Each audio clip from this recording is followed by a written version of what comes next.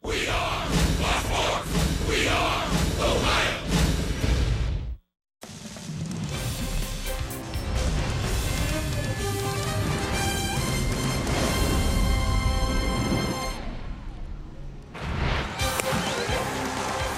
We have reached the end of the line, at least as far as the regular season is concerned. It was just a couple of weeks ago the Indians celebrated their third consecutive Central Division championship. Today they'll play the final regular season game of the year here in Kansas City and then get ready for a date with the Houston Astros in the American League Division Series. Hi again, everyone. Matt Underwood alongside Rick Manning. Welcome into our final telecast of the year. It's been another wild ride with this ball club. I mean, think about going back to spring training. All the expectations were on this team to go out, win the Central Division. They've done that, and they've done that because they have great players. And Francisco Lindor is putting the finishing touches on another phenomenal season. He just continues to get better and better every year. I don't know if there's anything he cannot do on a baseball field, but 9 times he's led off the game with a home run, 37 total on the year, 42 doubles, 127 runs, 23 stolen bases, and again, he plays shortstop like no other. This kid is something very, very special. And when you put him in elite company, look at the numbers for the year, 35 or more home runs, 20 or more stolen bases, runs scored, and doubles. There's only a select few in baseball that have had the kind of year that Francisco Lindor has had this year. Yeah, and he's finishing strong. 8 home runs here in the month of September. And speaking of finishing strong, start to finish, Michael Brantley has been the very definition of consistent. And you can see what this guy can do when healthy. You talk about consistent, there's no one better than Michael Brantley. Day in, day out, he's been the best outfielder they had. There was questions coming into this year. He answered that. He stayed healthy all year long. 5th in the league in batting average at .309. And you look at the career numbers for Michael, just over 1,000 games, and he has 1,194 hits, the 248 doubles. He's played good left field, and he's a great teammate, by the way. He is a free agent at the end of the year. We'll get to that when we get to it. But enjoy today, because you never know. This could be the final regular season game in an Indians uniform for Dr. Smooth. We'll be back with the play-by-play. We'll check in with Andre Knott, and we'll hear from Alan Jensen, all coming up next. Cleveland Indians baseball is brought to you by Who But WB Mason, the official office supplier of the Cleveland Indians. By your Northern Ohio Honda dealers, made in Ohio, Ohio proud. And by St. Mary of the Woods, a faith-oriented senior living community in the heart of Avon.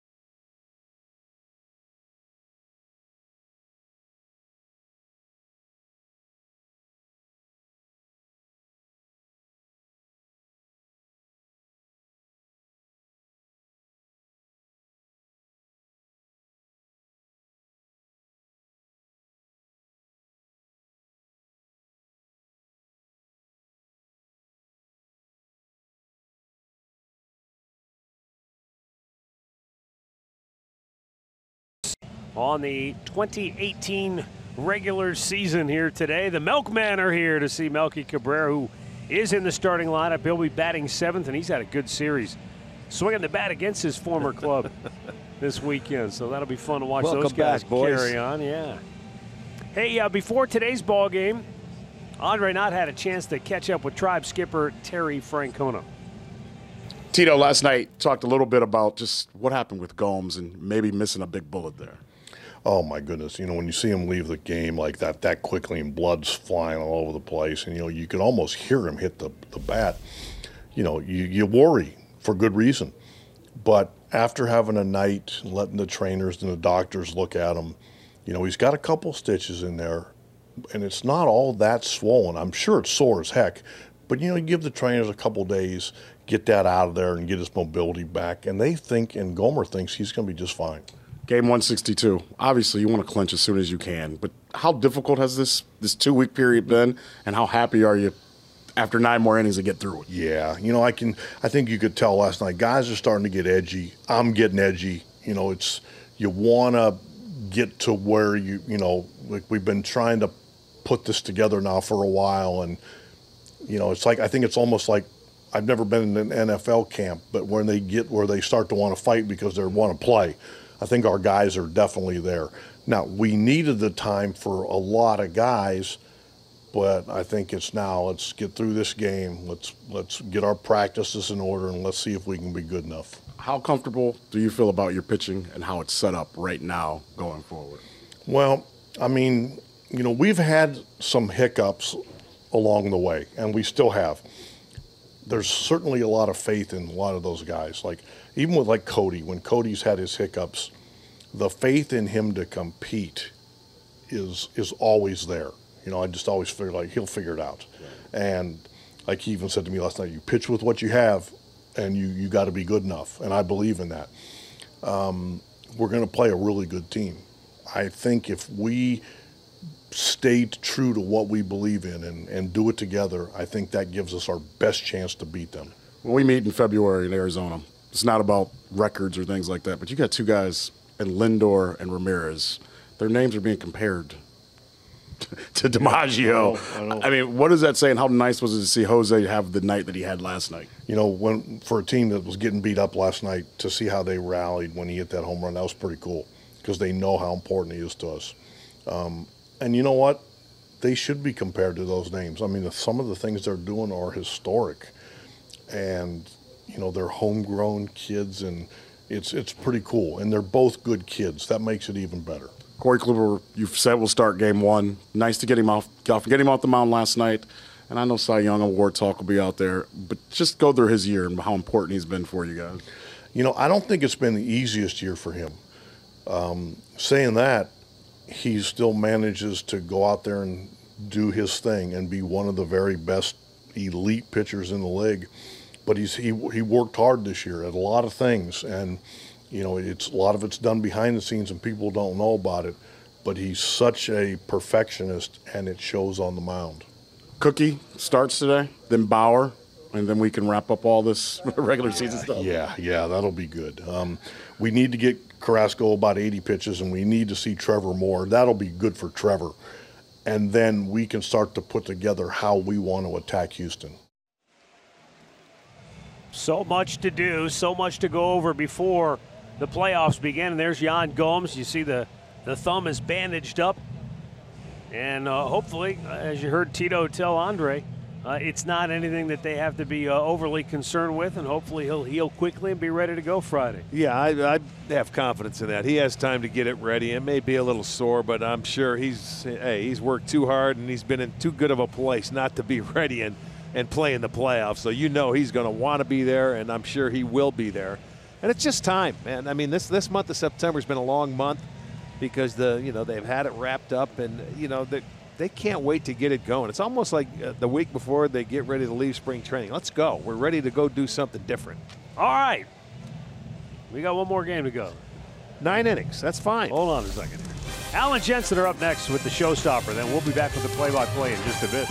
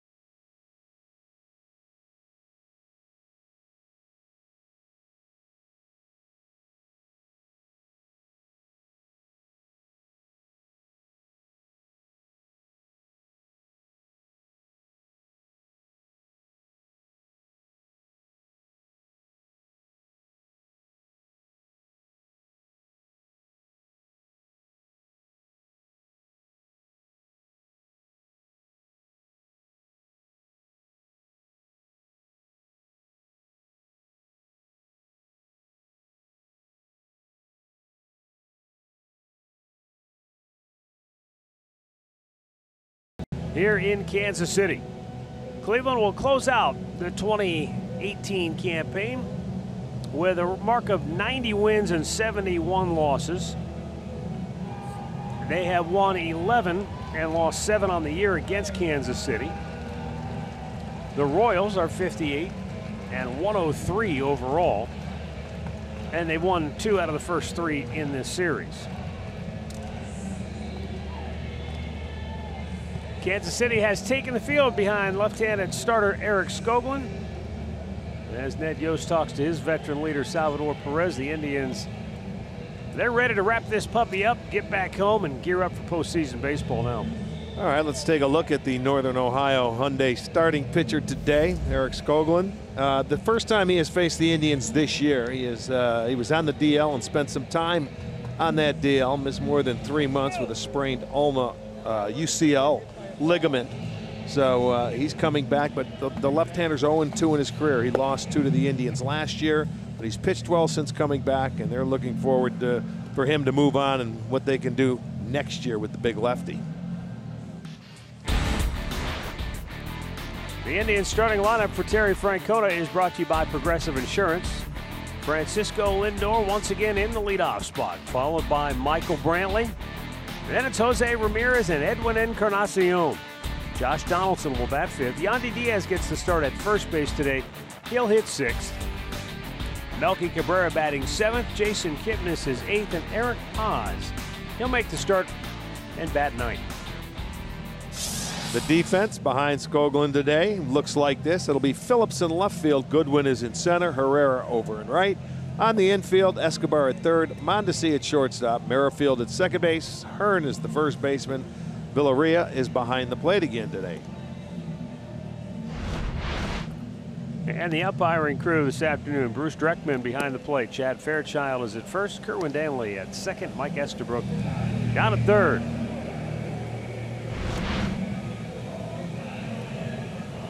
Five-year-old left-hander making his 13th start overall this year.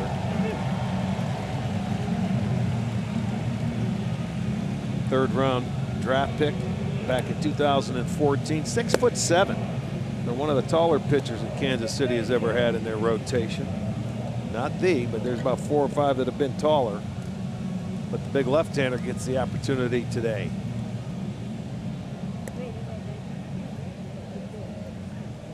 Francisco Lindor steps to home plate, ready to get us underway. And what a year it has been for Lindor. We detailed many of his accomplishments at the top of our telecast here this afternoon. He was the player of the month in May. He batted .373 in May with 10 homers, 23 runs batted in. And that after a very good April, in which he was able to spark the Indians to a series opening win against the Twins down in Puerto Rico with a big home run in front of his friends and family. And he rode that surge.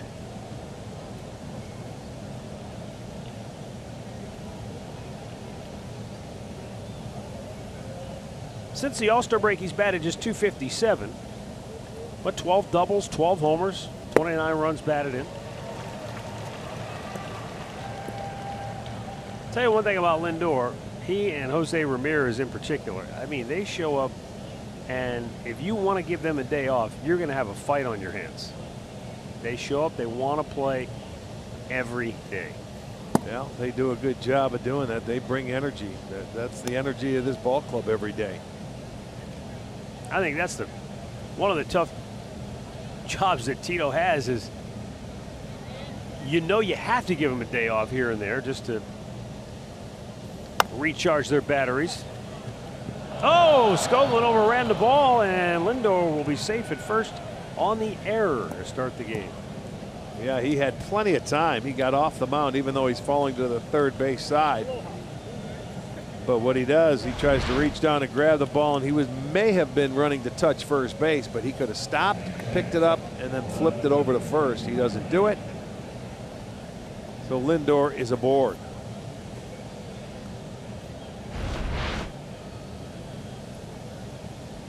And we'll see if the Indians can take advantage of this early break. Michael Brantley.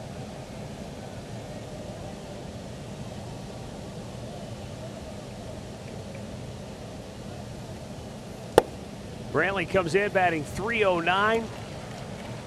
Still 5th best in the American League in batting average. Mookie Betts going to win the batting title from the Red Sox. His teammate J.D. Martinez will finish 2nd. Jose Altuve and Mike Trout are currently 3rd and 4th, but only 1 point separates the two of them going into this final day of the season. And if you weren't aware, baseball a couple of years ago decided, hey, you know what, on the last day of the season, let's have everybody start at the same time. That way, if there are playoff implications and you've got teams on the West Coast, on the East Coast, they can't just wait to see what happens. Everybody's got to play at the same time. So everything is happening throughout Major League Baseball right now. Here's the runner going, and the pitch is way up high.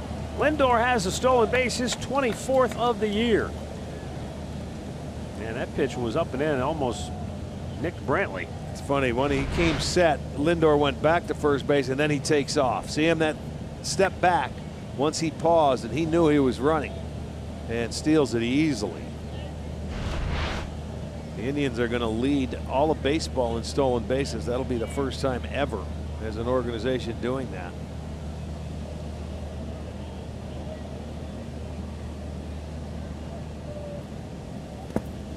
You mentioned the other night Ricky Henderson was a guy who he could get that walking lead and never really stopped and just would carry that momentum for the rest of the mere mortals of the world. Is it important to get out to your lead and then get set? No, because I think everybody does it differently. Omar Vizquel used to be a guy that you had to stop him. He'd get the walking lead. I think Whit Merrifield does the same thing. We saw him steal a base last night against Kluber. He just you get out there and you get set. It's a timing thing. Everybody does it differently. Because some of them can't get started as quickly from a standstill position. Watch this. This is on Corey Kluber, and he just takes off, and Corey went to throw to first base, so you can tell he didn't see him. And how many times have we seen that throughout the course of the year where a guy times it beautifully, the pitcher doesn't see him, but they stop and go back? Exactly. Because they're afraid they're going to get thrown out. Pulled foul.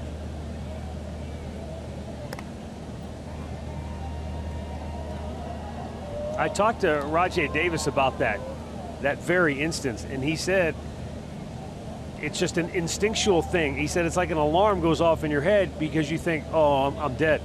Yes. Because nothing's happened. He's not moving, so you're expecting him to just step off, and then you're going to be caught in a rundown. Right. He said, I think that's why a lot of guys they stop because they.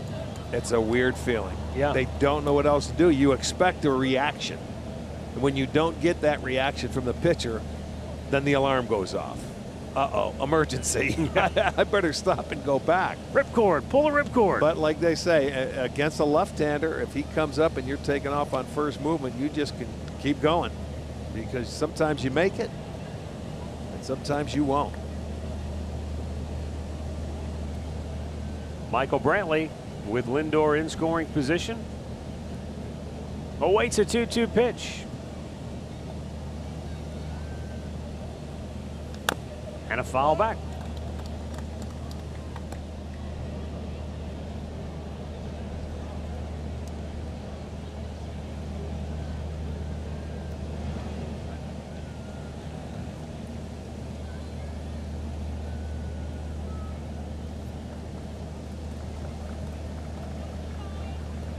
Skoglund ready.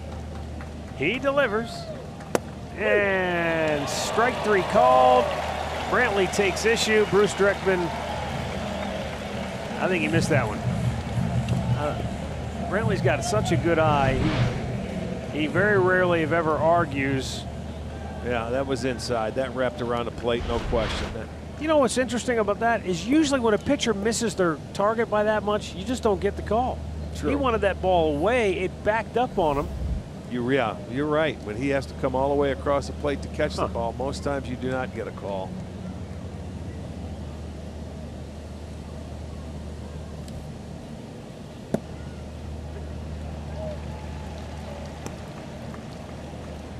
Take a look at our storylines brought to you by Wayside Furniture.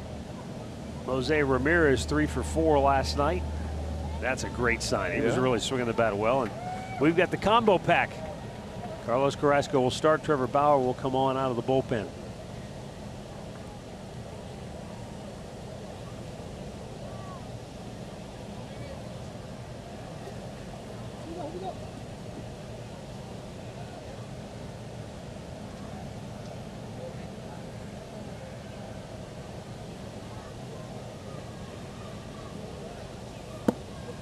Down and in, he missed ball 1.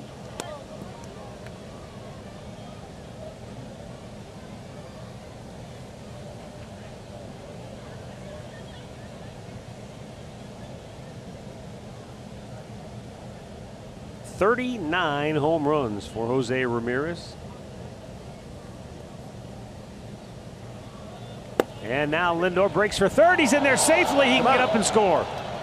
And the Indians will get the first run of the afternoon, manufactured by the legs of Francisco Lindor. He reached on an error. He stole second, third, and comes home on the error. Well, that's probably where you should put the ball in your pocket if you're Villarreal. I mean, he didn't have a chance, really. The error is going to go to Alcides Escobar. He didn't catch the ball. It's a good throw. Oh, yeah, you're right. He didn't catch it. It was very catchable. I don't think they would have had him. But the ball goes off his glove, so the second error in the inning. Second stolen base, so Lindor with 25 now. I see what you're saying, Arch. He really didn't have a shot at him. But he made a good throw. Escobar just maybe trying to be a little too quick.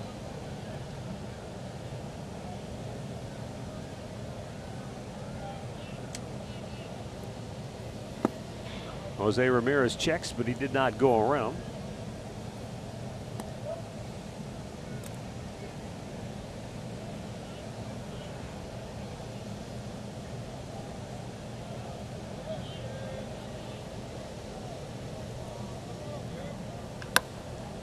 Well, he popped one up. Center field, good one. 2 down.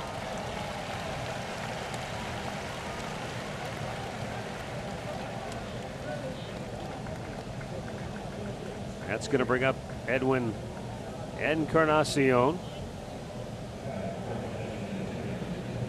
He too has had another very productive year with the 32 home runs and 107 runs batted in.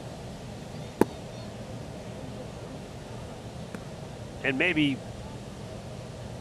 more importantly than just those overall numbers, the fact that since he had that, what was it, the ankle? I'm trying to remember. He tweaked the ankle, went on the DL briefly. Yeah. Since he's come back, he's just been a better overall hitter. 7 homers, 26 runs batted in those 32 games with 33 hits. And there's another example of what I'm talking about. Sometimes it may not be earth-shattering or all that pretty, but he's piled up a bunch of hits. These are the top RBI men in the game this year. J.D. Martinez, Chris Davis, boy, he has had a big surge in the second half. And then Edwin and Jose. And then don't forget, folks, Francisco Lindor has driven in 91 runs out of the leadoff position. Yeah. Heck of a year for that. And Yonder Alonso has 83 runs batted in. And we've talked a lot about Jason Kipnis. He has 75 RBI, and Michael Brantley with 76. Josh Donaldson, since joining the Indians, you see at the bottom there, 277 average with 3 homers, 7 runs batted in those 15 games. In the series, he's 5 for 11 with a double and a grand slam.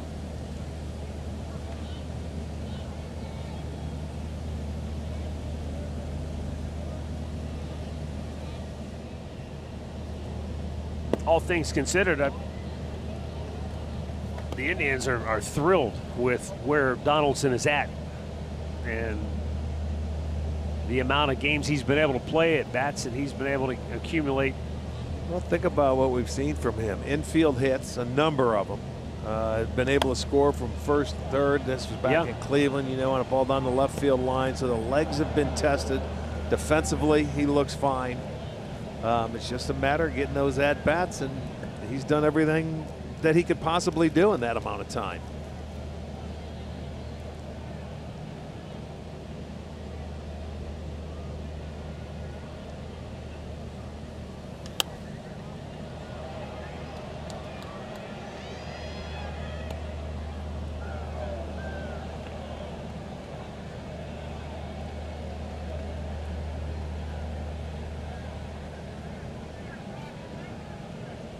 One nothing, Indians on top. Runner at first, 2 down. 2-2 pitch. And a ground ball right at the shortstop. Mondesi goes to second for the inning-ending force. Francisco Lindor reached on an error, stole second, swiped third, and on the miscue comes home with the game's first run.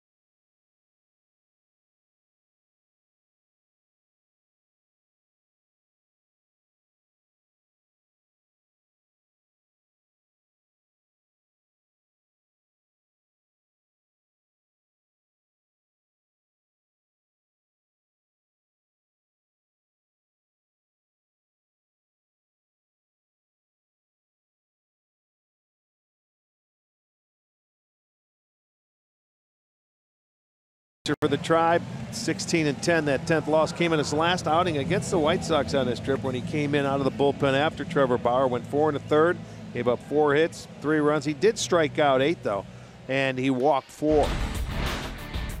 Kansas City starting lineup for Ned Yost. It's Whit Merrifield, Adalberto Mondesi, Salvador Perez, then Ryan O'Hearn, Rosell Herrera, his first start in the series, Brian Goodwin, Alcides Escobar, Brett Phillips, and Maybreeze Villarreal. Whit Merrifield with a 19-game hitting streak into the final game of the season. A hit today would give him the longest streak in baseball this year. Michael Brantley had a 19-game hit streak earlier this season. Right field, back is Melky, and makes the catch. 1 down. Let's set that Indians defense, brought to you by Ram. Brantley is in left field. It'll be Kipnis in center. Melky Cabrera in right making that catch. And on the infield, third to first, it'll be Donaldson, Lindor, Ramirez, and Diaz. And Haas is doing the catching. There's the Milkmen. They were here in Kansas City the last time we were here. They do deliver on Sunday here in Kansas City.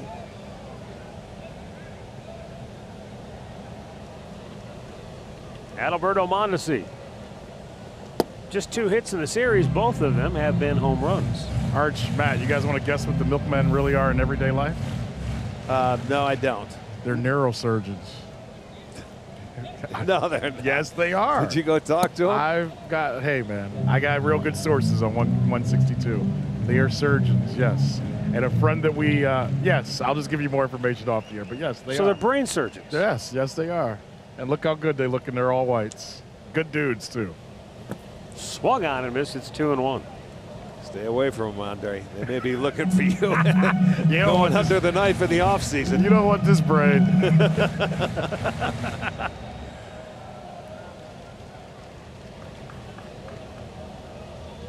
That just reminds me of a great bit that Jim Gaffigan does on brain surgeons. He said, you know, somebody says, so and-so's a brain surgeon. Another person says, yeah, but is he any good? And Jim Gaffigan goes, you know what they do with the bad brain surgeons? They don't let them be brain surgeons. Oh, boy. Down and in. Mondesi has worked the count full.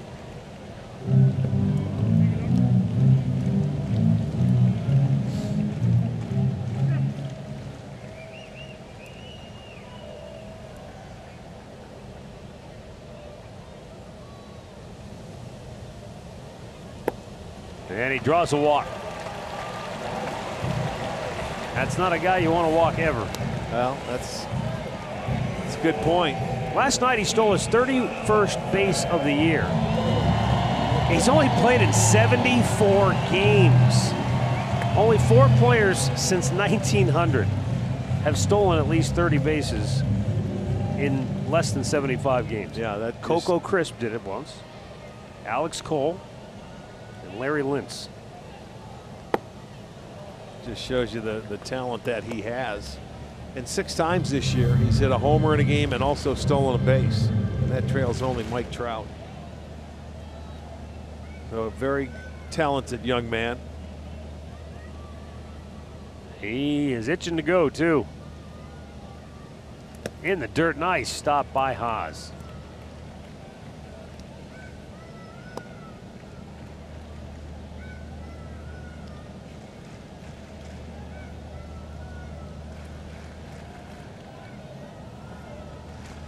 Looks to me like Mondesi's just trying to time Carrasco.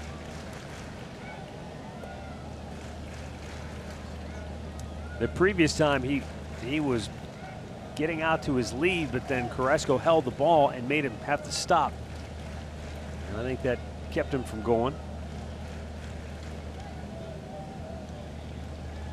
Not running, and Perez fouls it off.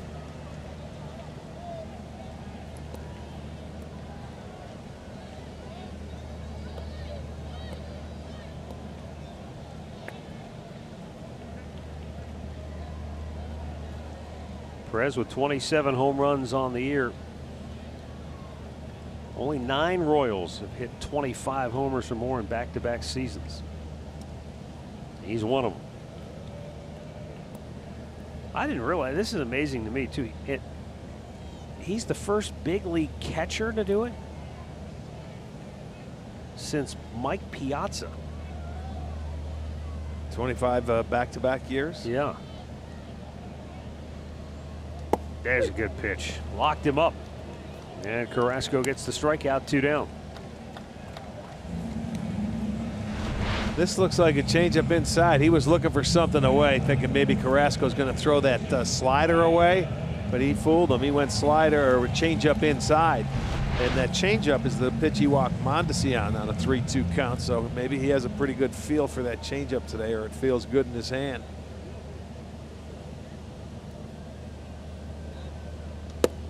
Pitch is outside, ball 1 to Ryan O'Hearn.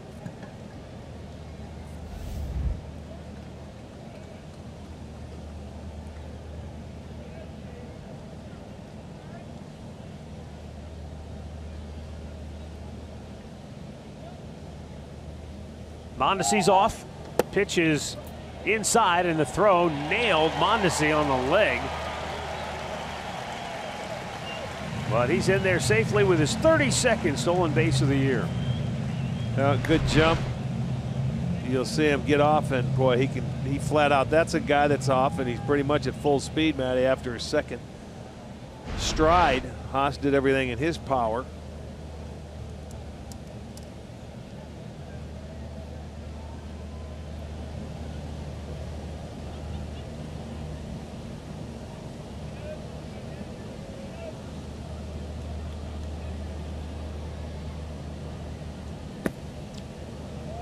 Smothered by Haas, and then the count's to 3-0.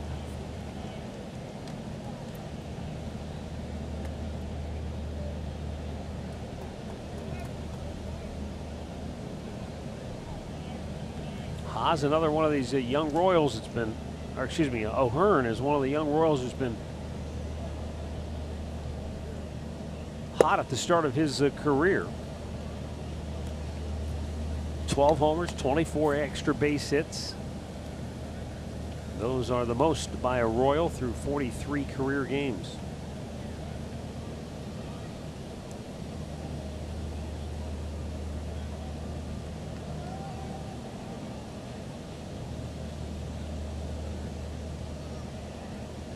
Now the 3-1.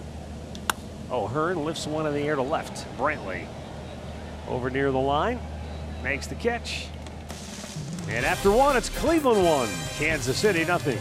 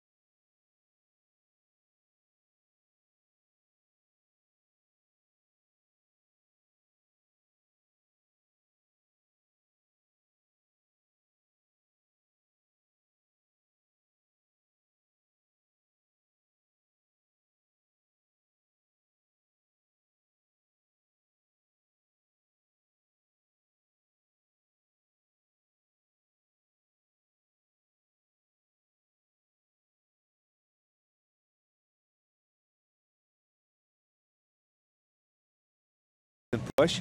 You can get Indians home screen icons and features such as live radio broadcasts, MLB TV Game of the Day, pitch tracking, in-game highlights, stats, news, and more. Download MLB at Bat today.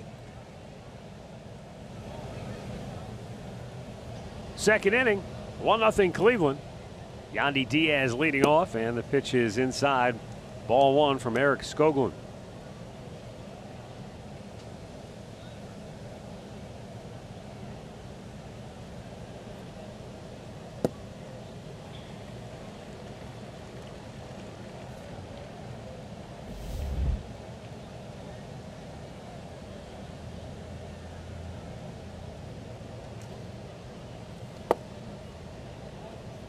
Diaz very patiently waiting him out.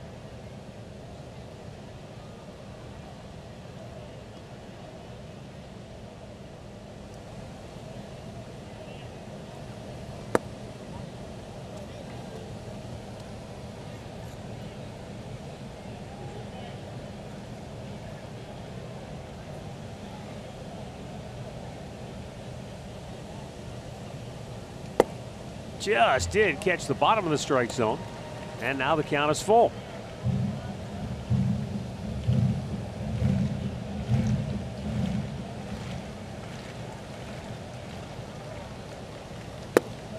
Well, Yandy really worked the count. He didn't swing his bat one time there. Stat of the game brought to you by Buick. Run differential. The Astros #1 by a bunch. Then the Red Sox, the Yankees, the Indians, Oakland, and then, wow, Tampa Bay. There's a big drop-off.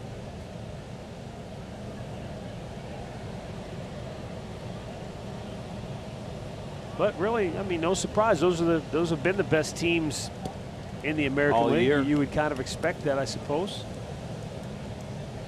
You know, that and the fact that really, let's be honest, outside of those teams, There's a huge drop-off in the American League this year. I mean, the Central's been awful. The East, other than Tampa Bay, who really did a heck of a job this year, Toronto and Baltimore, Baltimore flat out horrendous. Toronto, they flirted with 500, but really never got on track.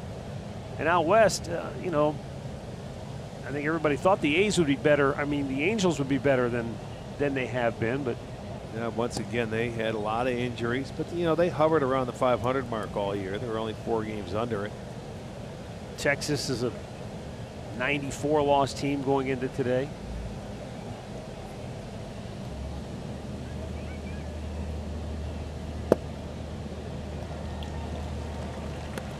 One ball, one strike. Melky Cabrera 5 for 11 in the series with a double. And he rides a 9-game hitting streak into the final game of the year.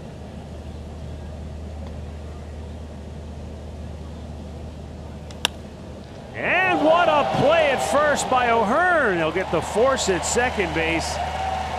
And Melky Cabrera is robbed of a hit, maybe extra bases if that gets by O'Hearn here in the second inning, and he can't believe it. Well, that's too bad because he comes off, and that's the left-handed first baseman. Look at that, glove's over in the hole. He's a right-hander, he doesn't get that ball, but he makes a nice play and takes a knock away from Melky. He almost throws it wide down at second. Yeah, he would have not been able to get to that ball if he was a right-handed first baseman, but a good play. Now Jason Kipnis.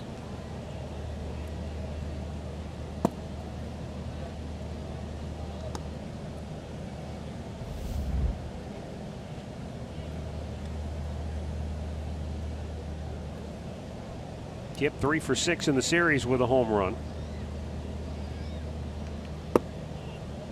He's hit in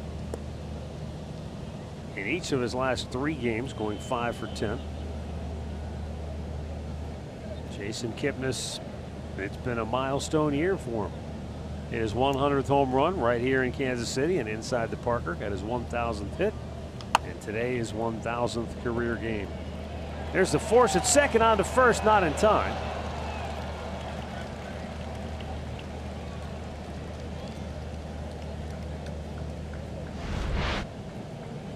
Two down for Eric Haas, who's in there because Yan Gomes is dealing with a laceration on his thumb. And it's pretty sore because what happened, if you missed it last night, he was trying to throw a runner out at second base, and on his follow through, his thumb nailed the bat of Alex Gordon, and it began bleeding immediately. So he left the game, got a couple of stitches, but the Indians feel like all in all they may have caught a break there, and that it's not worse than it could have been. The best news is it's not swollen too bad today. I think that's where everybody in the clubhouse was happiest about, that the swelling is down. There's probably some pain in it, but it's not swollen up real bad. Well, it was on a batter's interference. You know, that was a stolen base, but there, he never came up out of the crouch, and he tries to throw and watch the hand hit the bat. I mean, it's the weirdest thing. Not only did Gomes' hand hit the bat, it hit it with such force that the bat went into the head of Alex Gordon, and he's probably thinking, what just happened? What did I just get hit by? Well, not only that, how many times, I mean, this is game 162. How many times did we see guys swing and a guy throw it and that never, what are the chances, I guess is what I'm saying, that could happen like that? We see this every day and it never happens. Well, it is strange. The batter interference, he was automatically out. The runner had to go back to first base. It's a rarity.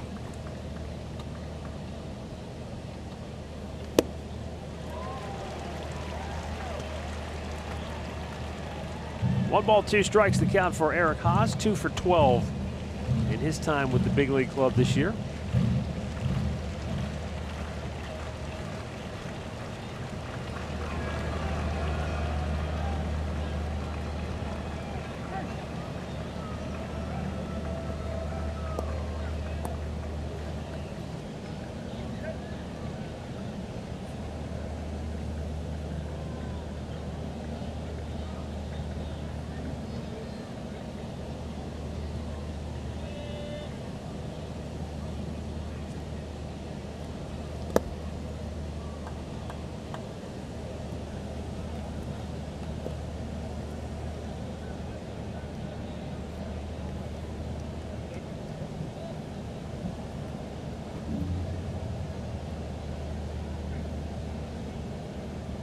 Again, Haas steps in.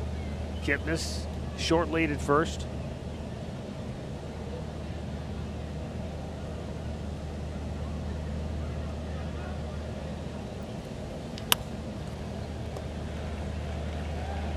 And the inning is over. We'll go to the bottom of the second. It's Cleveland 1, Kansas City 0.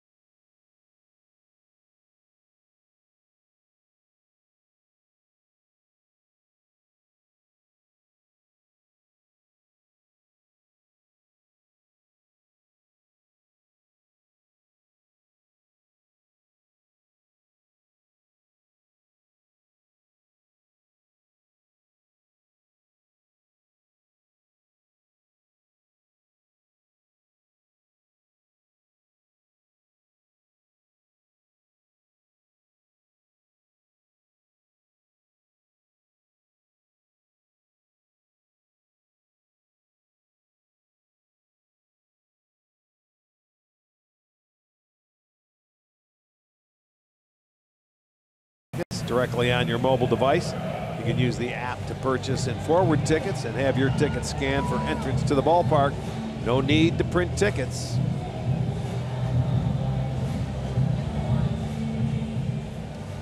Bottom of the second inning. Indians on top 1-0.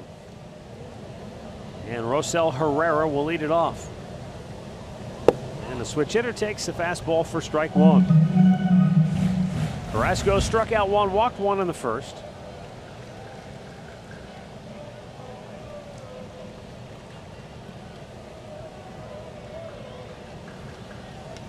Weak tapper to short, big hop for Lindor, and that's out number one. Back to Cleveland we go. Here's a game break, Al Pawlowski.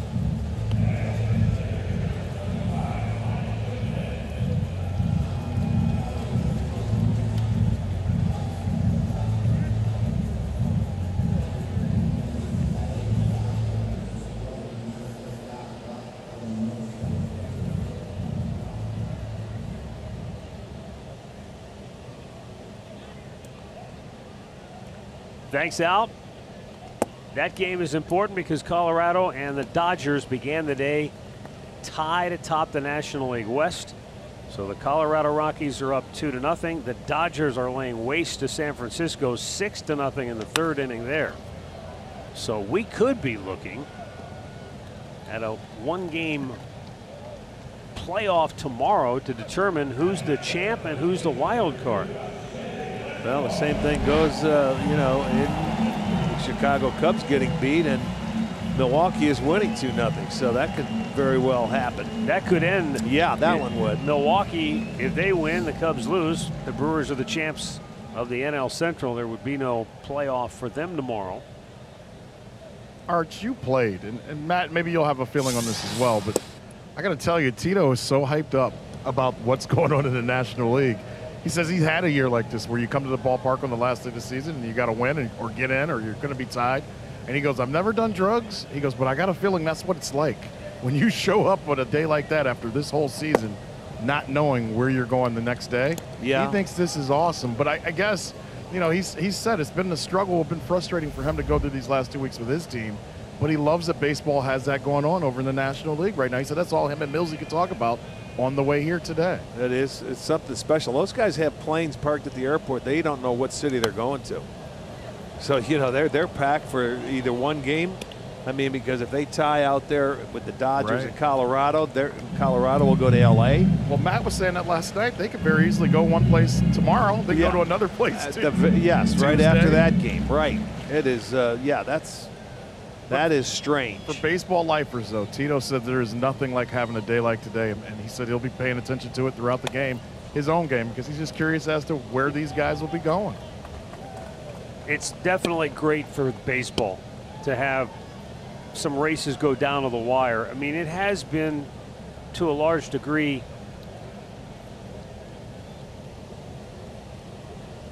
bland, blasé for the Indians in the last couple of weeks, because it's, you know, once they clinched, that's a lot of baseball still left to be played in games that truly don't matter. There was essentially no way to improve their standing.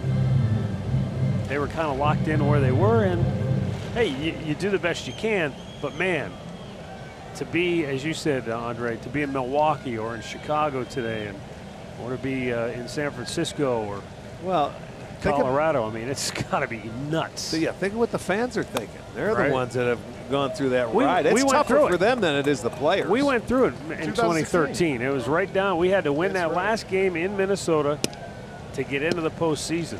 So that the playoffs literally began in September that year for the Indians. 16, we were here, remember? And we played, and we didn't know where we were going. If we was going to go to Boston, because we didn't know if we'd be the #1 seed. And Gomes came off the bench, had a home run with his hurt wrist. And it was kind of, and then we had watched the end of the, I want to say, who was the game? Oh, we watched the end of the Boston game to find out what seed we'd be. There's a base hit by Escobar. First hit of the game for Kansas City. And it comes with 2 outs here in the second. And Escobar, who hasn't played a whole lot here lately, is 4 for 6 in the series. But I wanted fans to know, the players are much like you guys are. They're much like all of us. If they had teammates or former teammates on different teams that were playing today in those games, they were texting them and, you know, kind of messing with them, but also saying, hey, good luck. We're playing for you. We're rooting for you. It was just cool to see these athletes and our manager into it just like we are.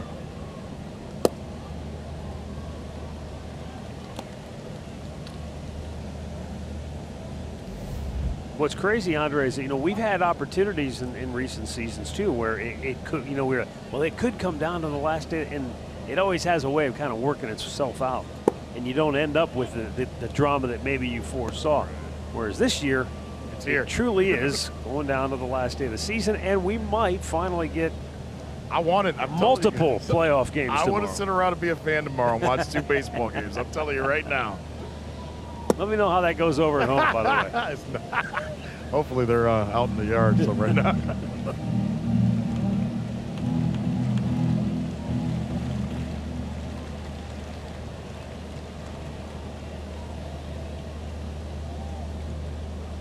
One ball, 2 strikes. Swing and a miss. Carrasco strikes out Brett Phillips. Second K of the day for Cookie. And after 2 innings, it's Cleveland 1, Kansas City 0.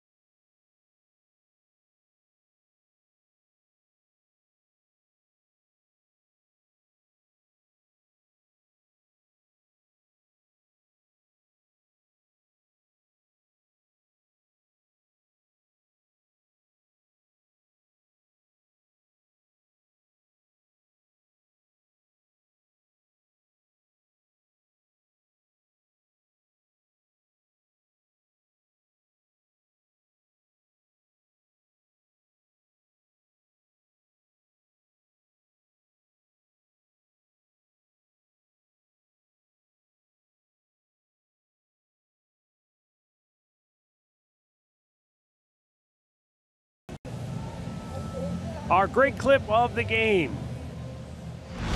We go back to April in Puerto Rico, the first game of the series between the Indians and the Twins, and Francisco Lindor, right out of a Hollywood script, with mom and dad and attendants and family and friends. Yeah, that was unbelievable, wasn't it? What, second week of April? I just thought of something. I thought of a couple things. I just thought of something when you saw Lindor take his helmet off right there in Puerto Rico. There's a flying ball to deep left field. That baby is gone. On cue. Home run number 38 for Lindor, and it's 2-0 Cleveland. RBI number 92 this year for Frankie. As if it was on cue, huh? It's a line drive, and he is now 3 for 4 against Skoglund in his career. This is a line shot. I mean, down, fastball, middle of the plate, and he drives it a long way. And Frankie has scored 2 more runs, so he has 129 now, just one shy of that 130 mark. You know, we had a couple of Clevs said to us, we just expect that from him. And we go back to that moment, and I saw his hair, and he told me yesterday, he says, let the fans know that I'm going to have something special hair-wise for him come the playoffs. So be ready for that. And he's told me he's ready for the playoffs. He thinks he's paced himself just perfect to be ready to start next week. I know everybody is anxious to see how this club comes out against the Astros. Brantley gets hit, and he's not happy about it because that's everybody's up here. I just want to get through this game healthy.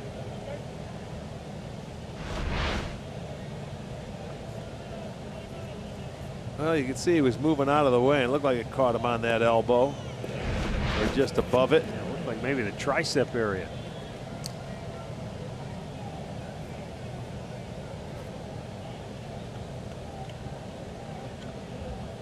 And now Jose Ramirez coming to the plate. Jose fly to center in the first inning.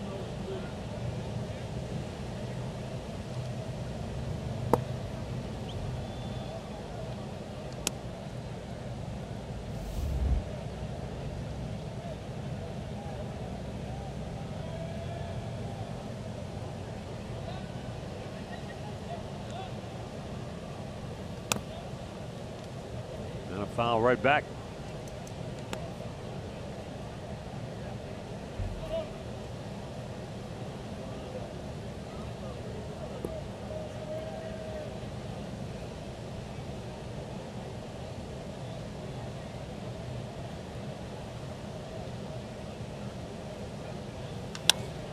And Jose, a sky high pop to left.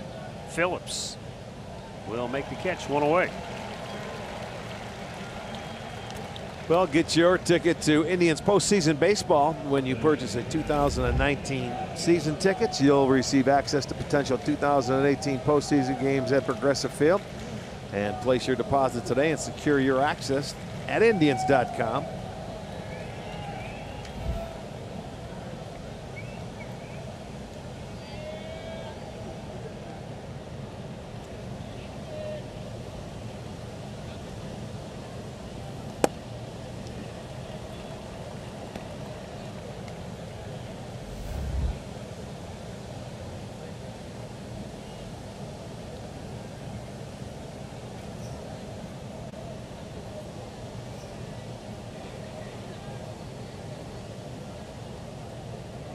Now the 0-1 runner goes. Brantley got a good jump. Here's the throw. It's way off the mark, and it hit him in the backside. So Michael's been hit a couple of times in this inning. That's his 12th stolen base on the year. And that's the third of the day for the Indians. So they're at 135 as a team now.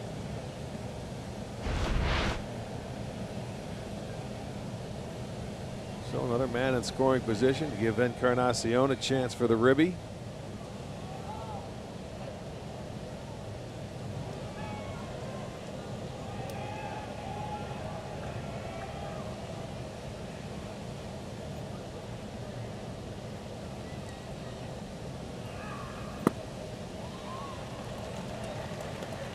Well, our old friend Brian Dozier, formerly of the Minnesota Twins, just hit a 2-run homer to end a 7-run third inning for the Dodgers.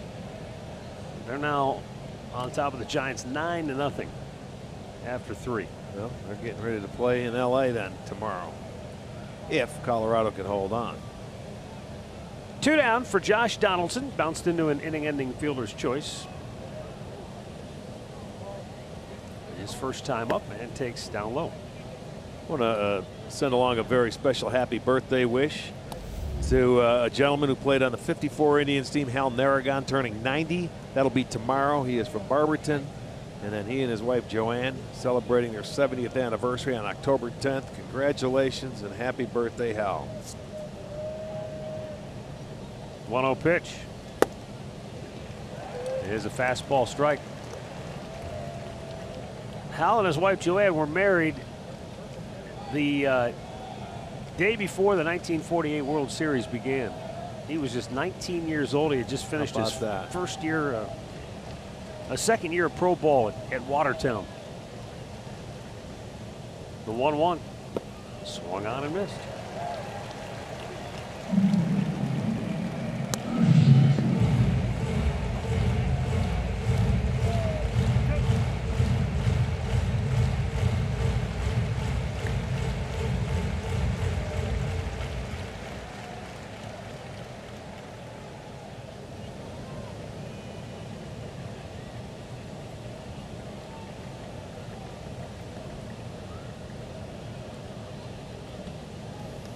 Up and away. And Josh Donaldson back to even in the count. It's 2-2. Well, this guy's already made 60 pitches here today.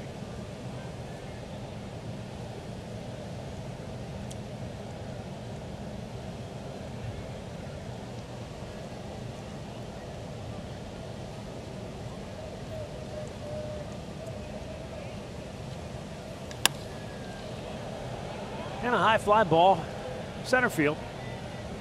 Goodwin makes the catch. Francisco Lindor launches one to left field, and it's Cleveland 2, Kansas City 0.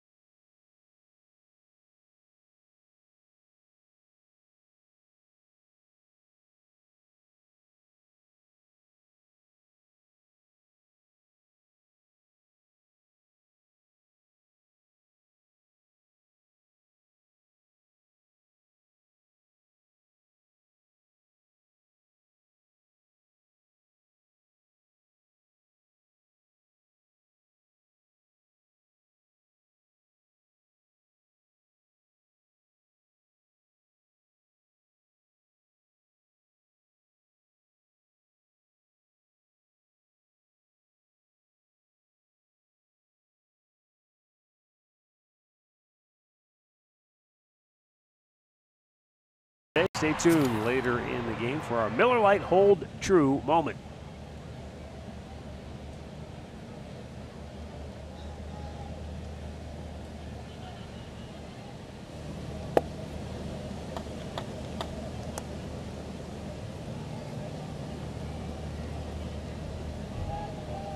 Mabry's Villarreal leading off for Kansas City here in the third.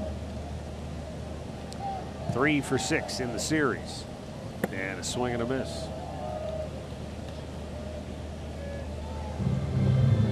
Good slider there by Carrasco. Kansas City with just one hit through the first time through the lineup. Escobar had a 2-out single last inning. Carlos looking to go about 80 pitches today. He's at 35.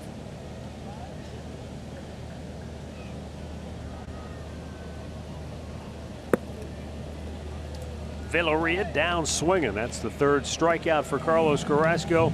Back to the studios for another game break with Al Pawlowski.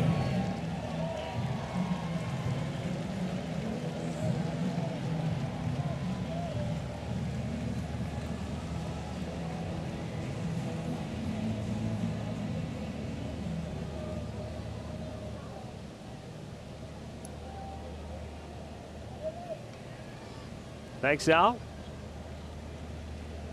Whit Merrifield, top of the order, takes a strike. Merrifield flied to right in the first. He is trying to extend his hitting streak to 20 games to finish the year. Oh, and he's going to try to bunt, and it goes foul. Yeah, he wants that hit. He wants the streak. He's leading the American League in hits. Yeah, you know, it's not just the American League that he's trying to win, boys. Yeah. He comes in tied with Freddie Freeman for the most hits in all of baseball. Yeah, 191. 191. So I think he'll do whatever he can to extend his streak, but he probably also wants to have more hits as well.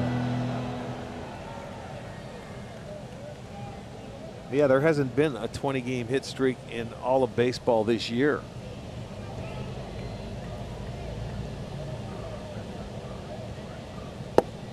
In off the plate. And Freddie Freeman so far on the day is 0 for 1 with a walk and a strikeout going against the Phillies currently.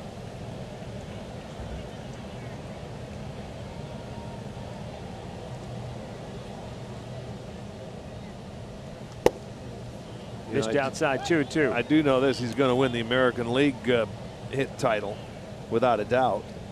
You know, now whether it's JD Martinez was 5 behind him. He's got 1 hit today so far, and the Boston Red Sox are routing the Yankees 7-0 after 2 innings. 2-2. Swing and a miss. Carrasco strikes him out, and he's fanned 3 in a row.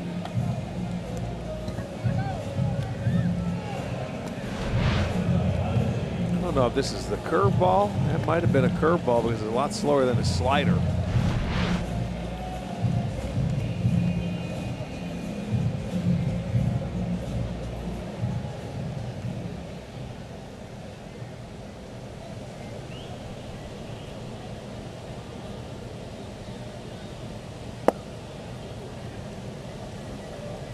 Yeah, word out in Kansas City that manager Ned Yost re-signed for 1 more year, coming back for his 10th season here in Kansas City next year. Wasn't sure if he was going to come back. Right back to Carrasco. And a 1-2-3 inning. After 3, it's Cleveland 2, Kansas City 0.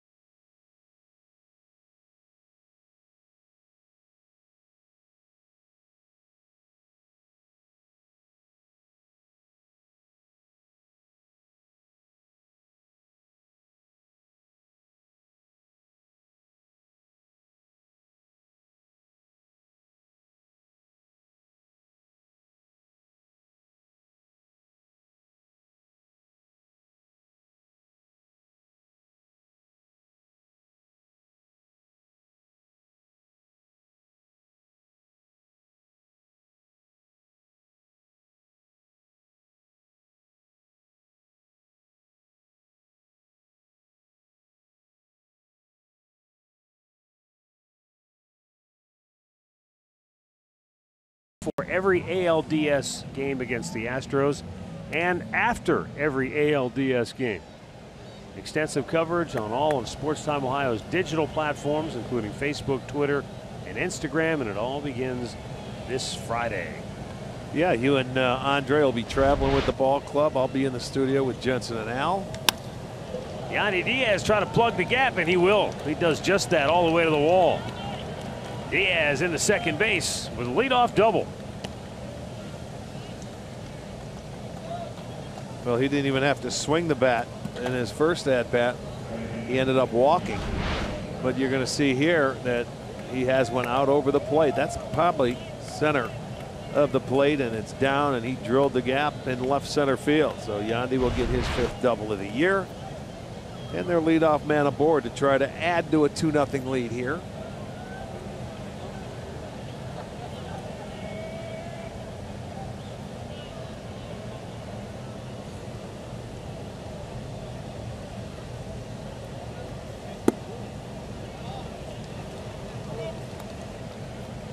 Yeah, we don't have times yet for the divisional series, but once those game times are announced, just remember, tune to Sports Time Ohio 1 hour before, and then after the ball game, come back and.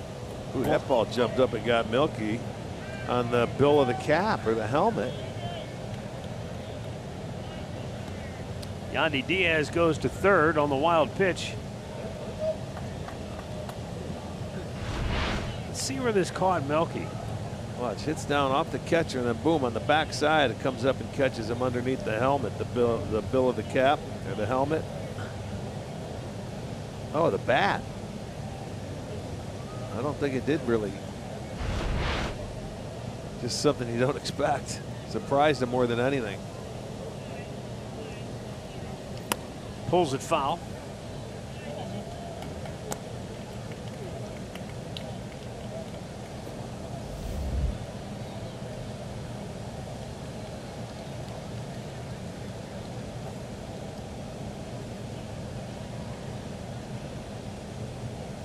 Royals trying to cut off the run at home.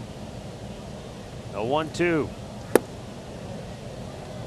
And that one didn't miss by much. I think Milky was even surprised. Well, he looked back.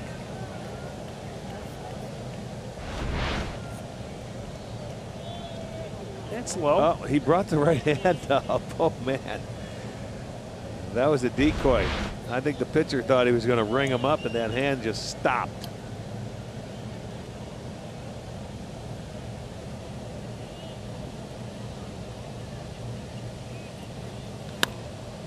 Almost picked off Diaz as he went back to third.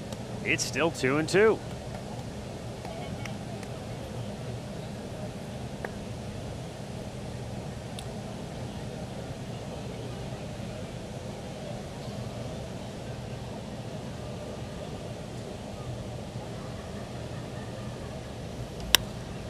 High pop, center field. Goodwin makes the catch, tagging, and not coming home. Diaz. Good throw by Goodwin. Boy, that was right on the money.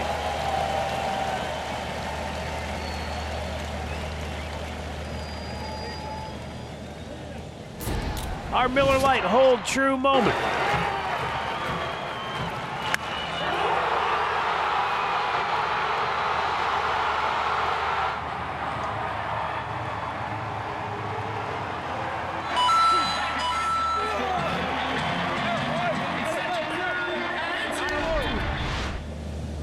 Well, that's the kind of thing that, I mean, when you look back at that game, okay, they'd already clinched, all right, but it was a moment for Jason Kipnis, and I think it just kind of reinforced, don't forget about me. Yeah, 1-0 game, bottom of the 9th. Bases were loaded. I think it was also one of those instances that it was good for his teammates to see that.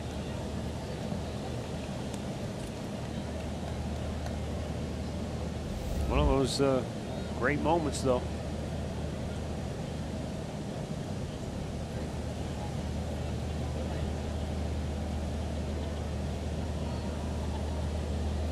team hasn't needed a lot of drama this year.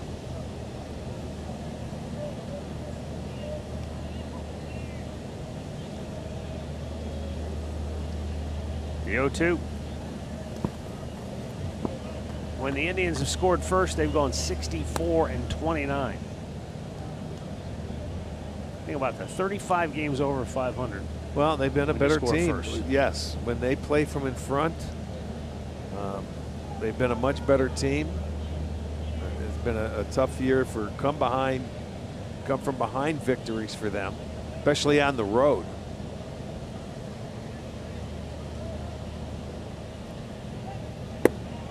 Swing and a miss. Third strikeout for Skoglund.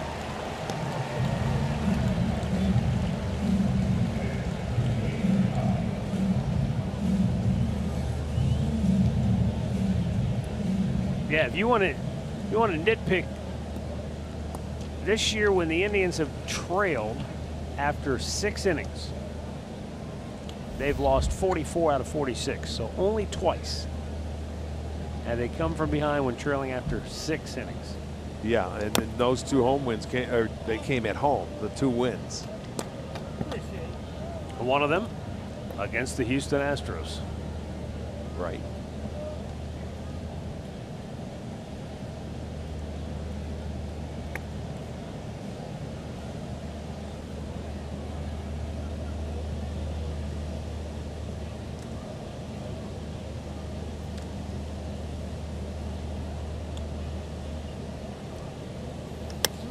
Eric Haas pops one up right side of the infield. O'Hearn hangs on, inning over. Leadoff double. Brandon.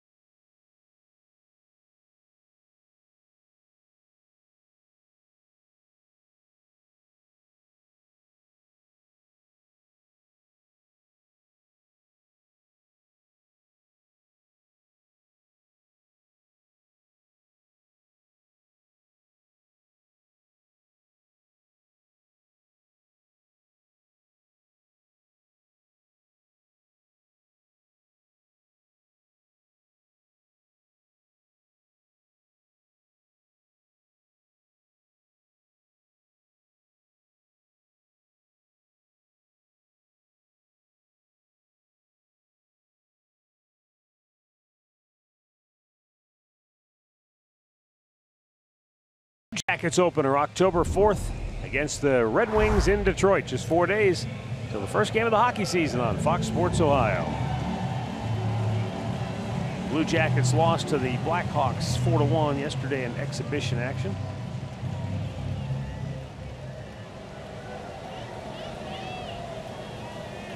Bottom of the 4th inning, Salvador Perez.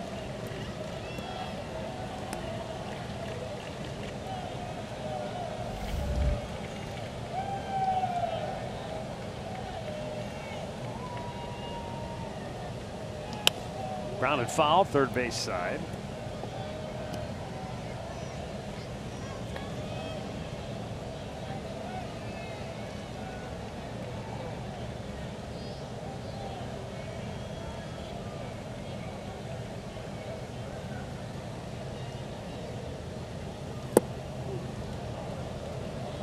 And now Carrasco gets ahead of him. One ball, two First strikes. time he struck him out was on a changeup down and in that he took, and then that pitch right there didn't have a good swing on it, and that was the breaking ball going away. So Carlos has got his pitches working.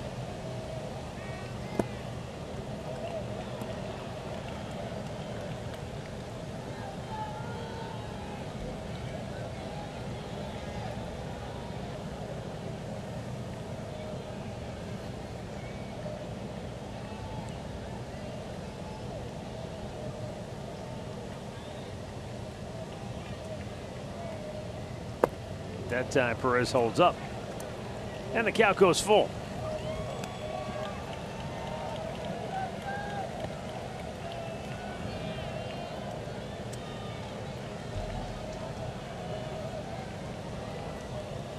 Ryan O'Hearn waits on deck. Rosell Herrera due up third. Bottom of the fourth inning, Indians with a 2-0 lead. Carlos Carrasco, 3 scoreless. He's scheduled to go 80-85 pitches today, and then Trevor Bauer will finish from out of the bullpen. At least that's the plan. But we've seen how the plan has kind of unraveled at times in these last few games for the Indians. It can change. In fact, we were in Chicago when this combo pack was trying to close out that series against the White Sox. Bauer started. Carrasco came out of the pen. He was brilliant and then fell apart in the 9th inning. 3-2 swung on and missed. And Cookie has his 5th strikeout. Down to Andre. You know, it was a fun thing to sit around with Shane Bieber and talk to some of the other pitchers, Mike Clevenger, just about each pitcher, and even Corey Kluber. And to me, to a man, even Josh Tomlin said, the guy that's got the best stuff is Cookie. And they all feel like if he can harness it and just go about things the way he's done today, and even in that Chicago game where you were just talking about, Matt, they feel like he's a key to the postseason because he's finally harnessed his stuff and knows how to use all 4 or 5 of his pitches, depending upon the day and what's working for him.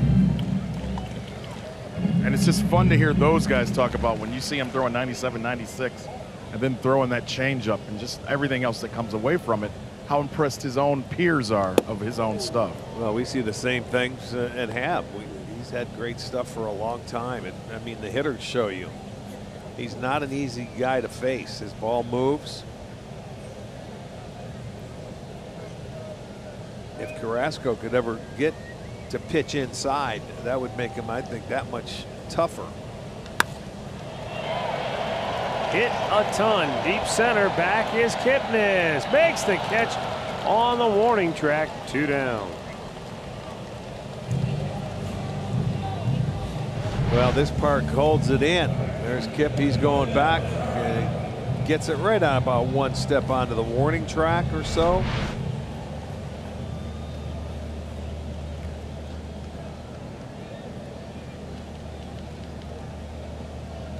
There's Trevor Bauer, who will be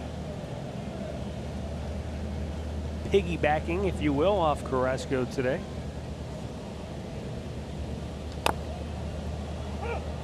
Rosell Herrera grounded out his only time up, fouls this one off.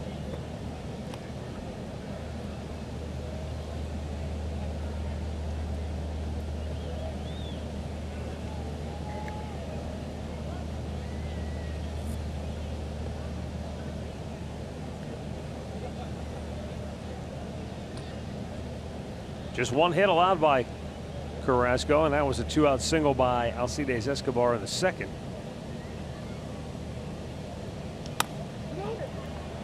Yandy Diaz with the scoop, the tag, inning over. 4 complete. It's still the Indians 2, the Royals nothing.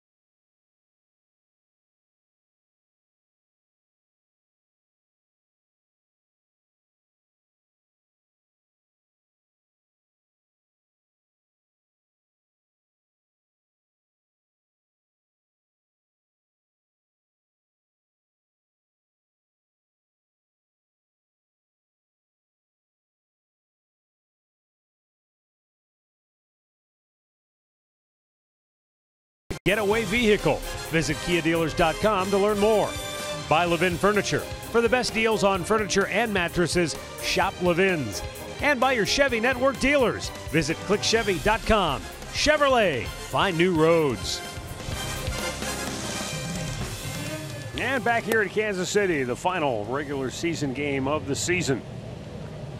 It started when Francisco Lindor hit a little ground ball up the first baseline. The pitcher, Eric Skoglund, ran over top of it. So he was charged with an error. Lindor stole second, stole third, and on the throw to third, the ball got past Alcides Escobar for another error, and Frankie came trotting home with the game's first run. He then scored the second run of the game in the third inning with his 38th homer of the year. So it's Lindor 2, Kansas City nothing. Here in the fifth and a 3-0 count. How about that? He walked him on 4 straight pitches. The Lindor home run, another look on StatCast AI powered by AWS. It was a liner, a screamer. A low fastball coming off the bat at 110 miles per hour and got out of here in a hurry.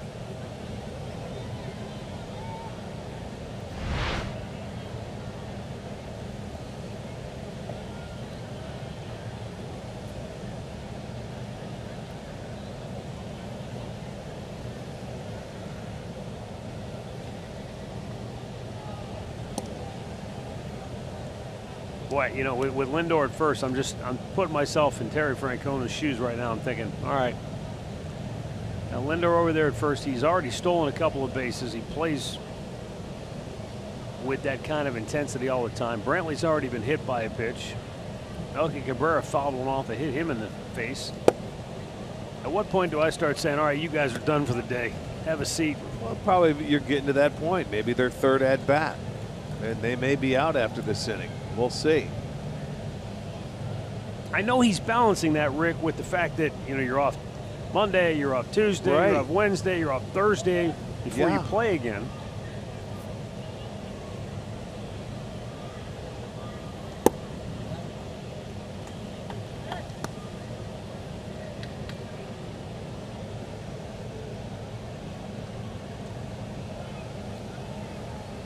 Action in the Kansas City bullpen.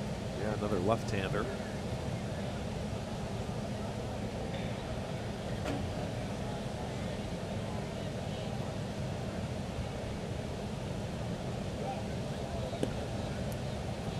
You talk about baiting a guy to throw over. Lindor was. I dare you to throw over here.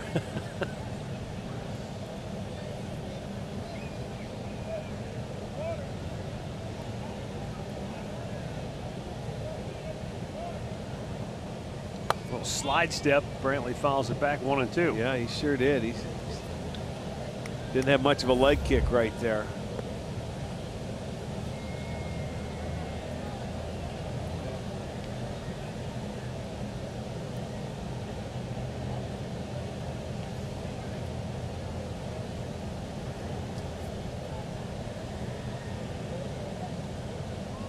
There's the big leg kick, and he comes to first base with it.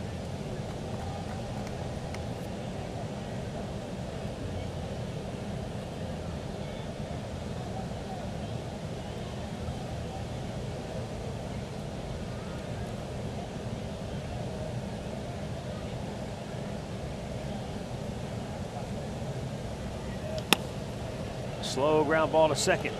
They get the force there, and they turn a double play.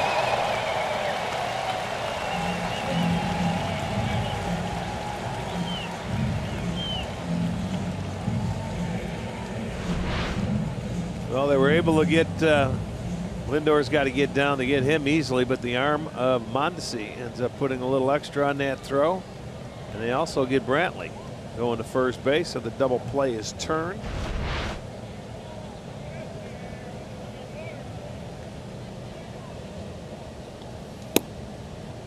Jose Ramirez 0 for 2.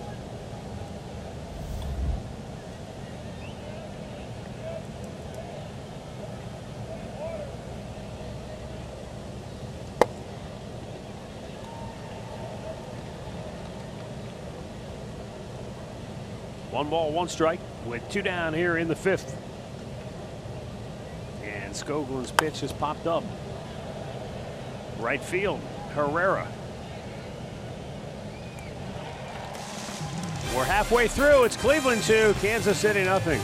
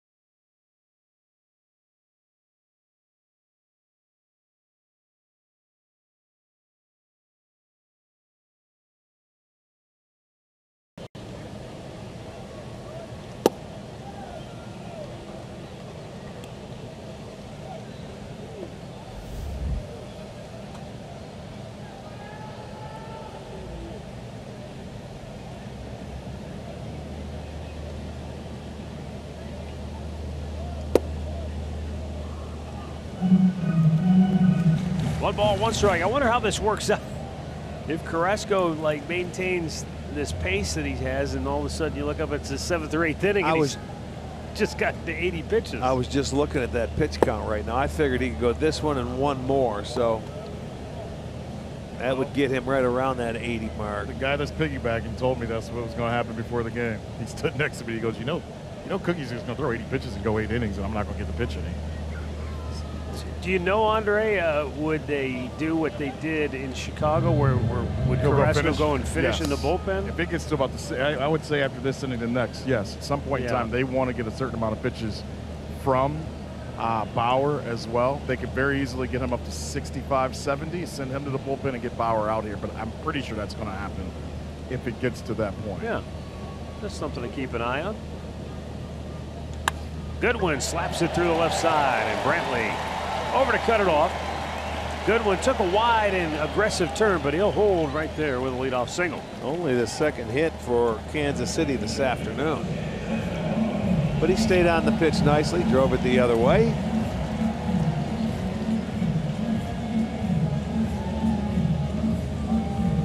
Yeah, very efficient to this point for Carlos.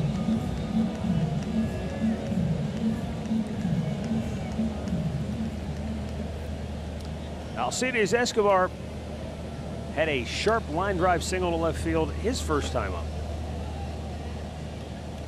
But this is also a guy, he's aggressive. He will ground into a lot of double plays. This year, Escobar has grounded into 14. That is 2nd most on the club. Only Salvador Perez, the catcher, has hit into more.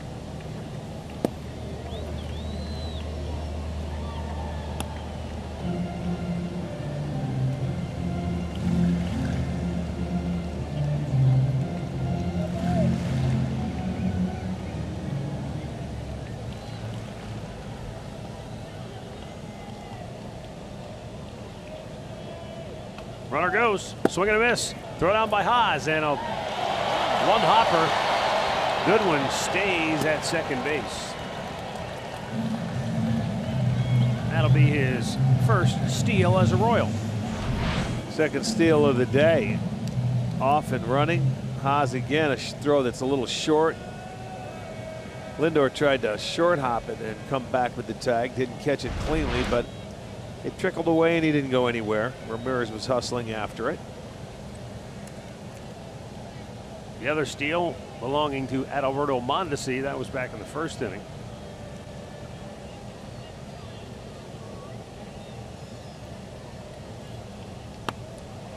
Bunted, foul.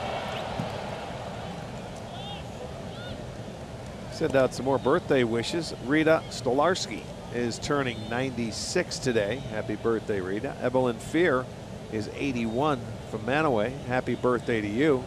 And a happy 50th anniversary to Pam and Lupe Silva from Oregon. Joe Mayer, originally from Euclid, now down in Houston, celebrating his 64th birthday, watching the Tribe on the tube today. Wow, the Dodgers, there's no quitting that bunch, huh? 14-0 over the Giants. No, I know it. It's a. You sure you're not reading the football score? Maybe that's the Rams. Wow, that's yikes. Colorado whipping Washington too, 7-0. So it looks like those two are destined for a one-gamer tomorrow. Yeah, in in LA. And now look at that, the Cubs have come back. And so the Cubs and the Brewers are on a collision course as well. Boy, oh boy, how about that? Possibility of 2. 163 game season. Andre, I'll bring the pizza. I'll supply the beverages.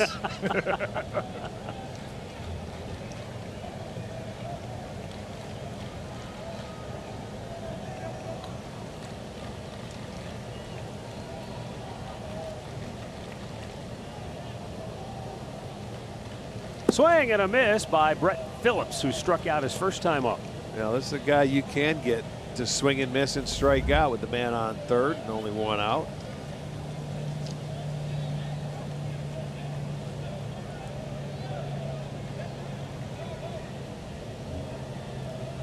Phillips this year, 50 times he has gone down swinging in 111 at bats. So he can certainly swing and miss, and that's what Carrasco's looking for.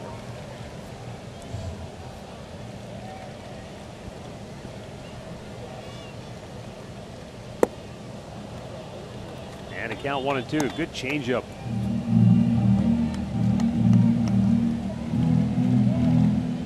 You have to be geared up to hit his fastball. But then, like Corey Kluber, he's got different ways to make you look bad with that changeup that goes one way and a breaking ball that goes the other. Down and away to the left-handers. The slider comes into you right there, and he didn't swing at it. That one goes down as it's bearing in on you. So, yeah, he has a number of different weapons. Or that four-seamer he can ride upstairs on. Yeah.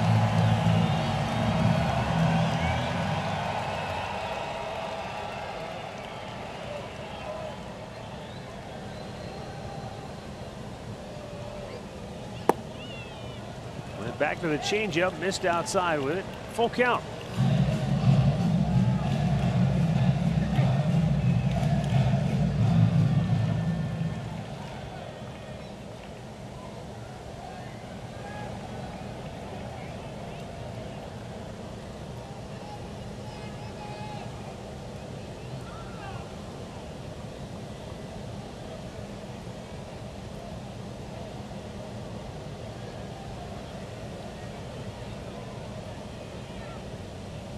Oh man, he walked him. Yeah, he had him down in the count. That was not.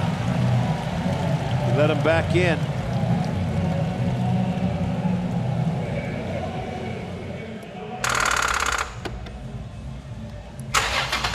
Start dead batteries with NOCO. That kind of had the look of an at-bat where a pitcher is afraid of the guy putting the ball in play and getting a run home. Well, he was trying for the strikeout, but he didn't. He wasn't aggressive enough to go at it. He did exactly what he had to do, is get ahead of the hitter, and then he started nibbling and wasn't aggressive to try and put him away. And he didn't chase any of the pitches out of the zone. Seemed like he was afraid of contact there. Mabry's Villarreal, and that ball almost to the backstop.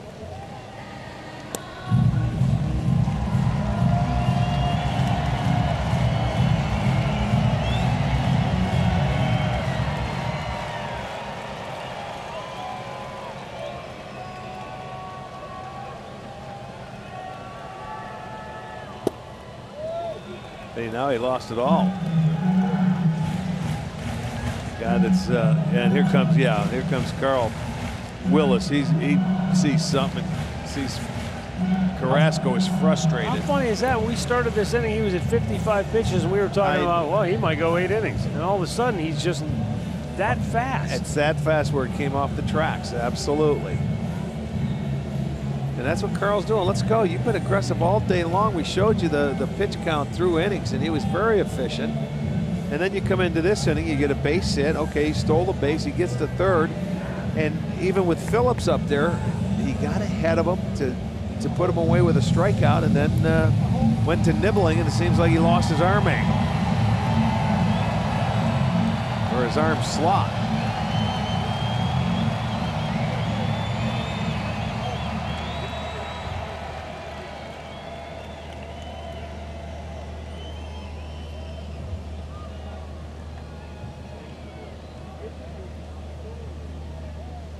Right back up the middle and through. So Villarreal gets the Royals on the board with an RBI single here in the 5th. And it's a 2-1 ball game. And that's exactly what happened. He went out there, he comes in with a fastball, and just look at that one's right down Broadway. It was down, but as a hitter now, this is a young kid that's coming up to 9th place. He's looking for one pitch, the fastball. He gets a base hit up the middle, and he gets Kansas City on the board. Just their 3rd hit, all singles.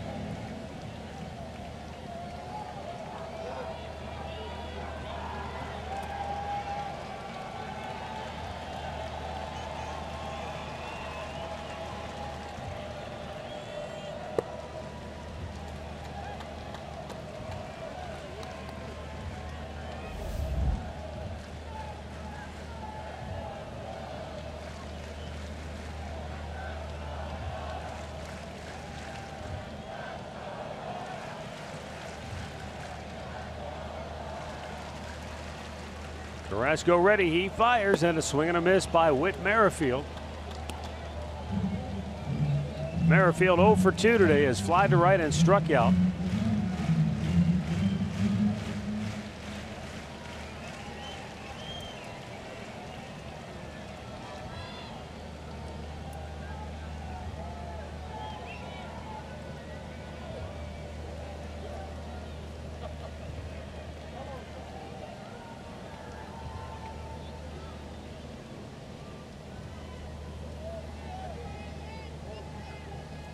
Yes, he did.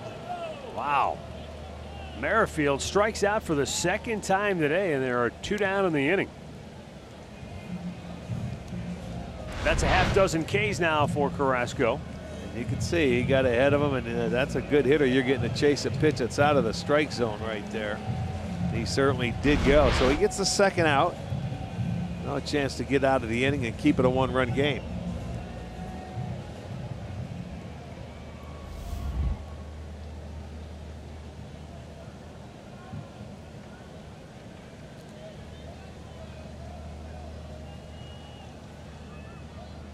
Oh, man, right back up the middle. Lindor was there.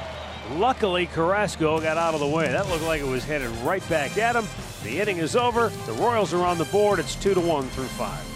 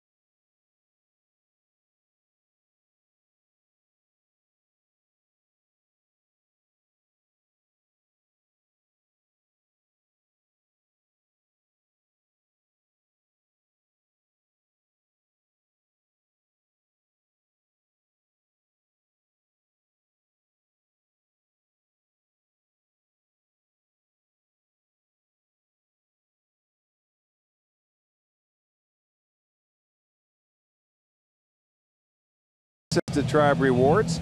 And today's Tribe Rewards code is nachos. There they are. Dig in. Visit Indians.com for complete details.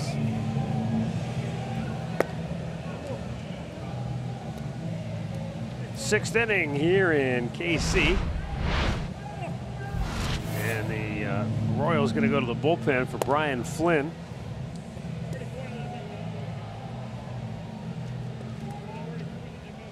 He'll be facing Edwin Encarnacion, Josh Donaldson, and Yandy Diaz.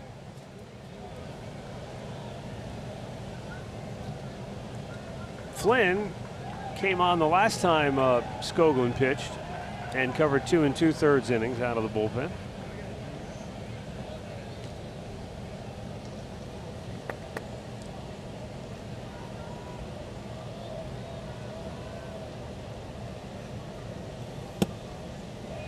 Pitch is outside. You got 1 6'7" lefty relieving the other one. Flynn is 6'7" himself. 255 pounds. Edwin singled in the first, struck out in the third.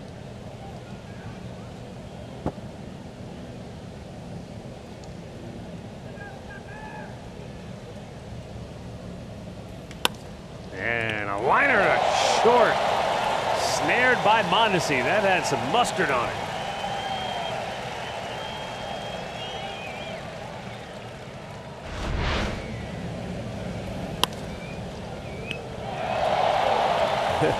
Catch that one off to the side. Didn't have time to do anything else. And up comes Donaldson, who is 0 for 2 today.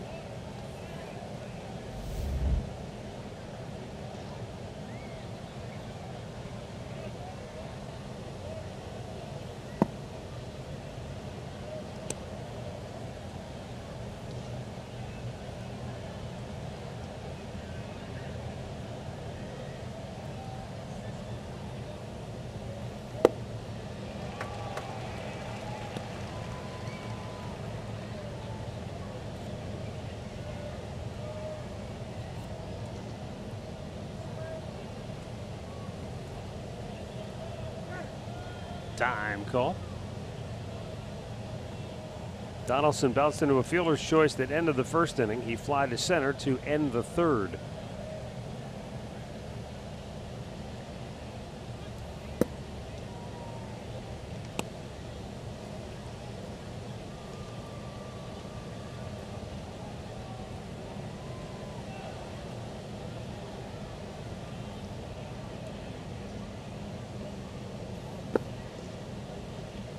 Down low.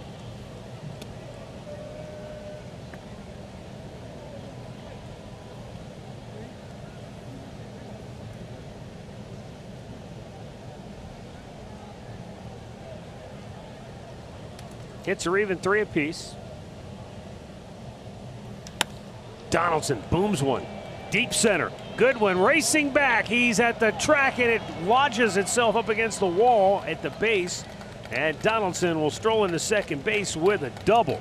Boy, hit that ball a long way in this ballpark. It looked like Goodwin was running forever, and then all of a sudden it just gets hit. It sticks the base of the wall out in deep right center field. So he hit that ball a ton. That's going to be it for Donaldson. And you'll probably see a parade of substitutions. There you go. That's the rest what I of the figured. night. Sure. That's what we were just talking about. We thought it might be the 5th inning for some, but here it is now. He has the at-bat. He's done for the day. Adam Rosales will run at second base. Yandy Diaz takes a pitch up and away. 3 of the Indians' 4 hits today are for extra bases. 2 doubles and a home run.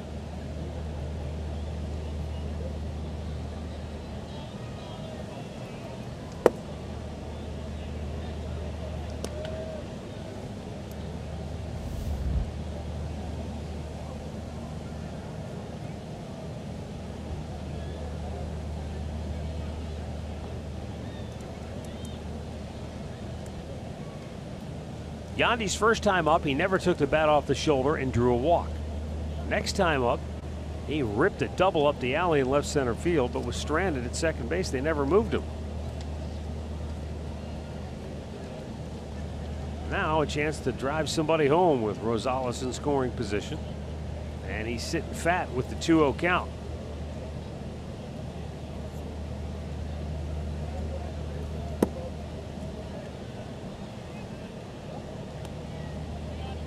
Might not have to swing again.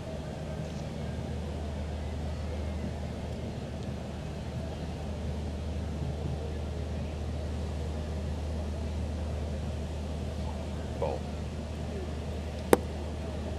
He doesn't. He's on for the third time this afternoon. Mid-game recap brought to you by your local Toyota dealers. Francisco Lindor reached on an error, stole 2 bases, scored on an error. Francisco Lindor homered in the third. The only Royals run coming in the 5th on an RBI single by Mabrys Villaria. And it's 2-1 with the Indians threatening now here in the 6th. The Milkman is coming to the plate. And his team of doctors The brain who are in surgeons attendance are are ready to support him. Look, they even got the milk jugs. up. A glove. That's beautiful.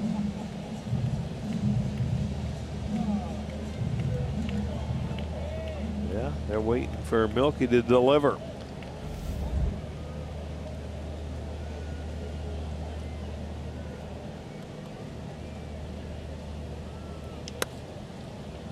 That's not going to get it done. Pop to center. Good one. Grabs it, 2 down.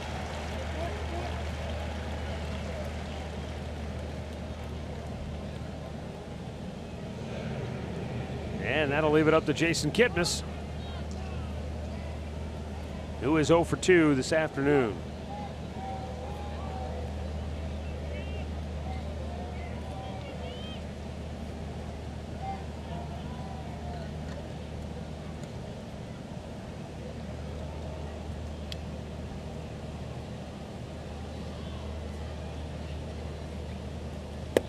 That's down low, ball 1.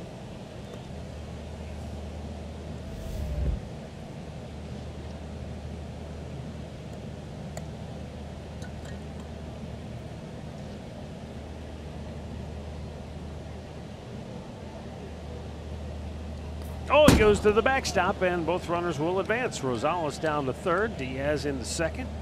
So 2 into scoring position on the wild pitch. Did that go through the 5-hole and stay down? It looked like he was down in front of it. It sure did. A little short hop right through the legs there that got through the backstop. Looked like he did everything you want to do, but it just got on him quicker than he could get into that blocking stance. Outside, he missed 3-0.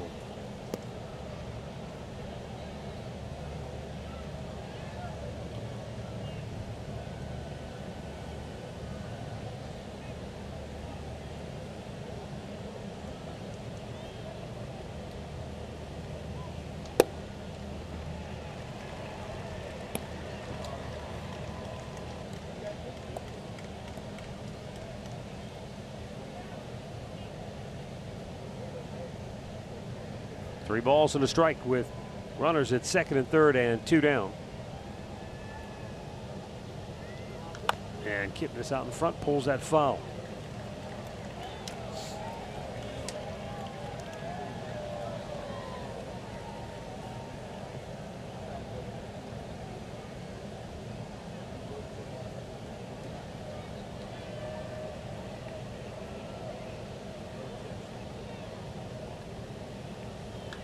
There's a ball ripped foul, not by much. That one was pretty close to being down the line and plating 2 more. On the year when Jason Kipnis has had men on base, he's hit .274 with runners in scoring position. He's hitting .297.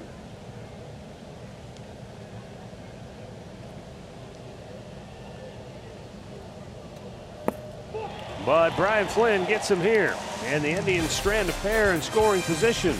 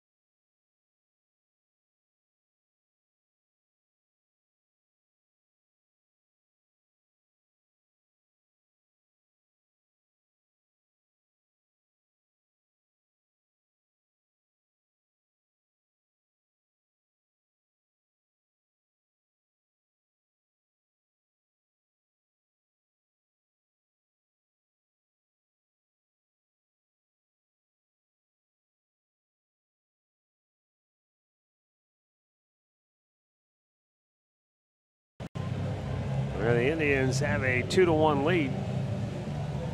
Trevor Bauer, as expected, takes over here in the 6th inning. Carlos Carrasco went 5, gave up 1 run on 3 hits, walked 2, struck out 6. Bauer working his way back into shape. Looked good his last time out. Now it's a matter of where and how he will be used in the division series.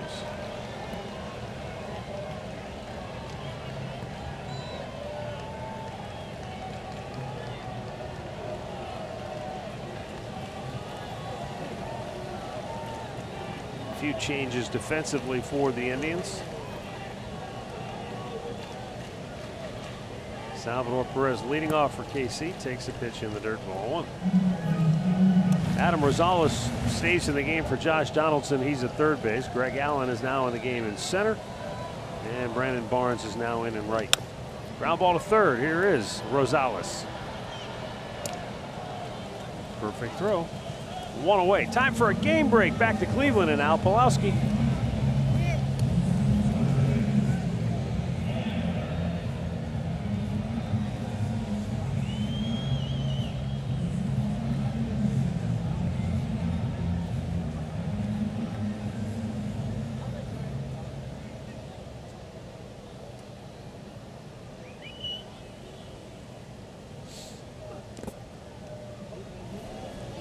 Couple of them. Yes, sir. Dodgers are laying waste to the Giants 14-0 there in the 6th inning. Almost looks like you're going to see one in the National League, no question, the way those 2 games are.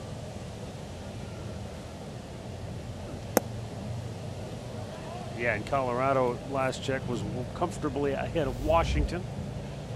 Get an update on that score in a moment.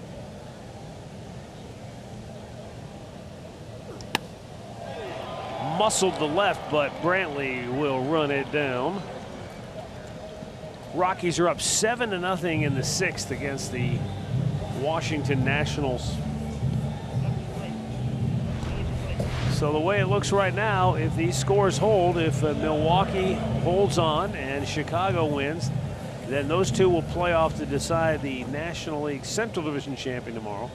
And the Dodgers and Rockies will meet to decide the Western Division champion. The loser in both instances is still in, but they'll be the wild card.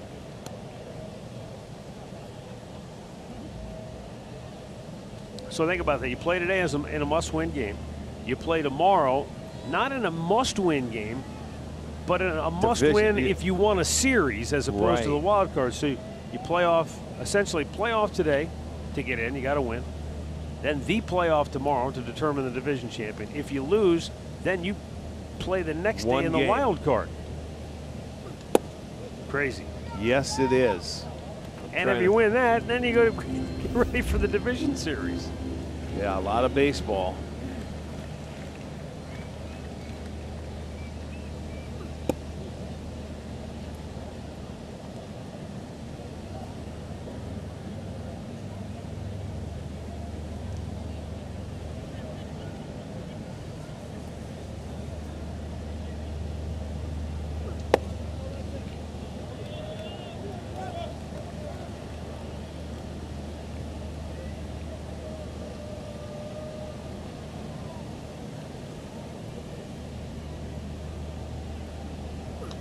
Rosell Herrera, right field. Barnes is there. The Royals go 1-2-3. We go to the 7th, 2-1 Cleveland.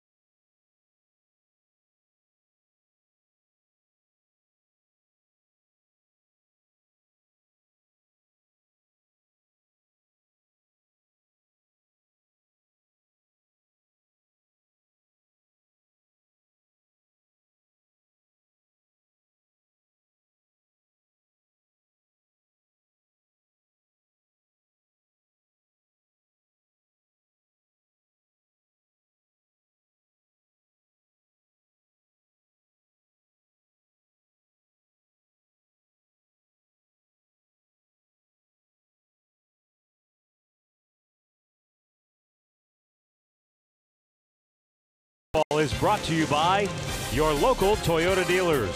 Visit buyatoyota.com. Toyota, let's go places.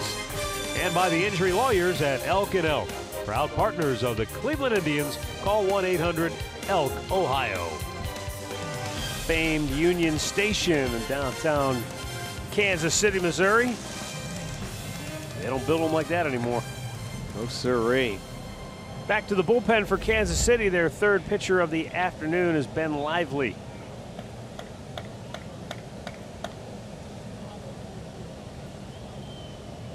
Eric Haas, 0 for 2 on the day.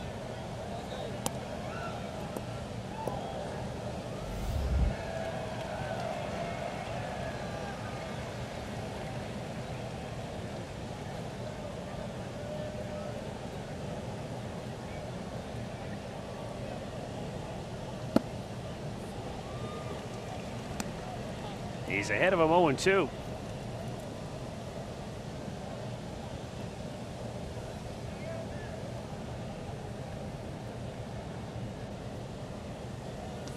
And a little high. 1 ball, 2 strikes.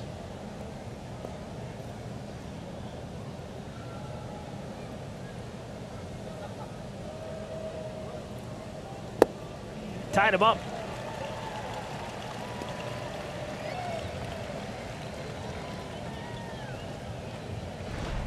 Here's a look at our Levin Furniture player profile. MVP candidates. Well, we've been looking at them for about the last month. The 2 Red Sox, the 2 Indians, and Trout's thrown in there. But, I mean, you don't see the name of Chris Davis with Oakland, who's leading the lead in home runs. But I don't know. I mean, either one of those 2 Red Sox can win it. And what are you thinking? Do you have any? I think it's J.D. Martinez. Okay. He's certainly had a year. He's hitting 330 this year. That's second. Second in home runs. First in RBIs. Mookie Betts has had a good year. They've both had great years. I think he's the difference maker for that Red Sox team. Yeah, I don't disagree with you. I don't disagree with you. But you know, gets no love is Davis out in Oakland. I don't know. Why is he not on the graphic? Because we want to get. The screen's not big enough. We got small monitors here in Kansas City. We need bigger screens. We need telling them. No, what Davis has done, and I know they've got Lowry. That ball's hit a ton to deep center, but back is Goodwin. 2 down. Lowry's had a great year in Oakland to help Chris Davis, but when you look at their offense and what they've done, Davis has to get some votes.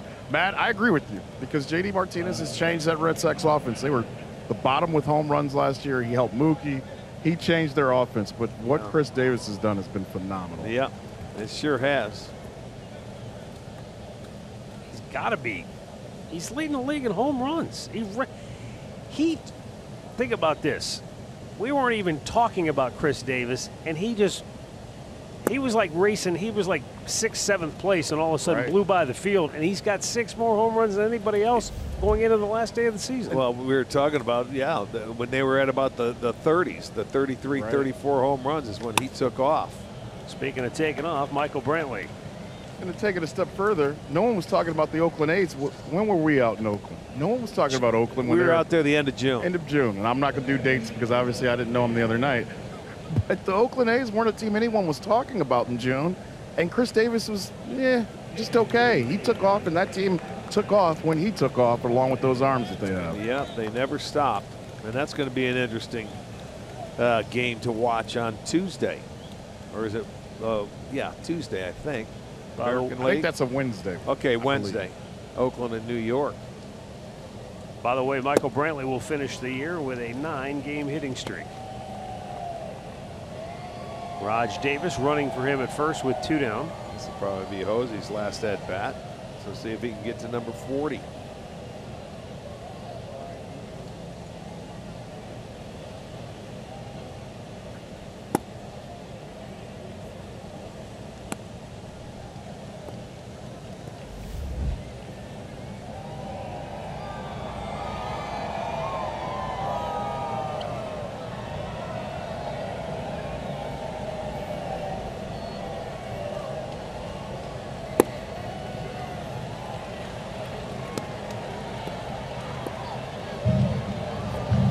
Well, Jose has been an equal opportunity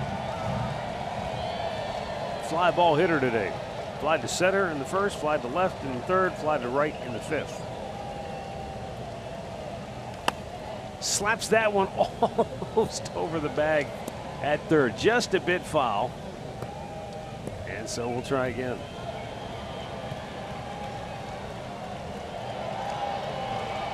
You know, it just almost hit the outside part of the bag, but you can see that was the 2-strike swing where you give in. Okay, it's away. There's not much I can do with it. Let me slap it that way. Just missed a double.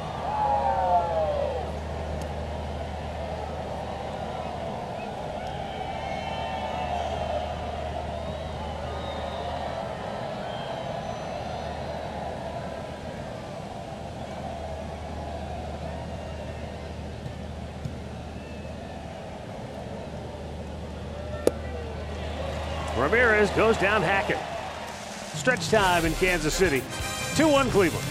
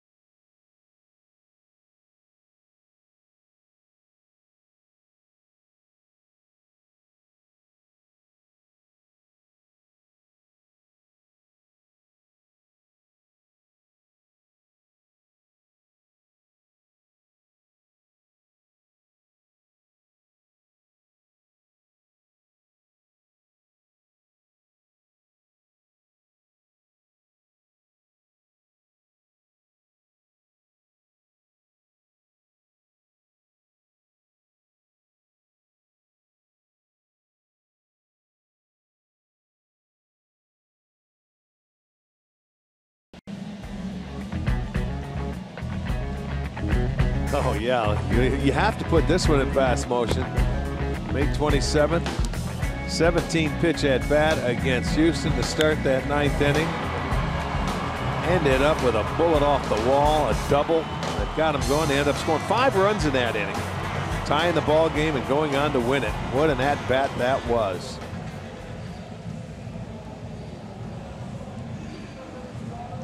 What a moment, but what an at-bat. When you look at Jose's swing, and I know it was going fast, look at how he fouled all those different pitches off and was willing to go the other way. I think if you're going to show him any film from this year before Friday, that's the at-bat you want to show. Also, I thought Greg Allen kind of came into his own that day because he had the walk-off homer as well. Yes, indeed.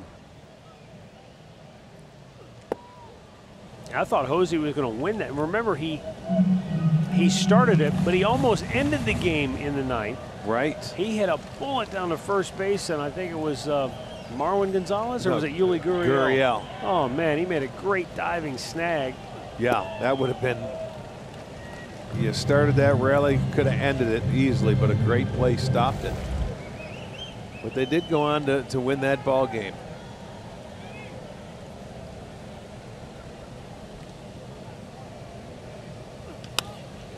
Ground ball to second. Jose Ramirez will throw him out. This was the first ever walk-off for Greg Allen.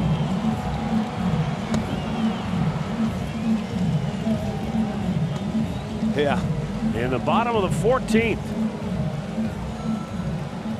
Boy, an exciting trot around those bases.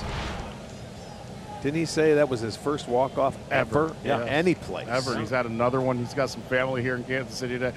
I think this has been a big year for, I don't know what it'll mean in the playoffs, but I think this has been a big year for Greg. We've watched him mature a little bit right in front of us.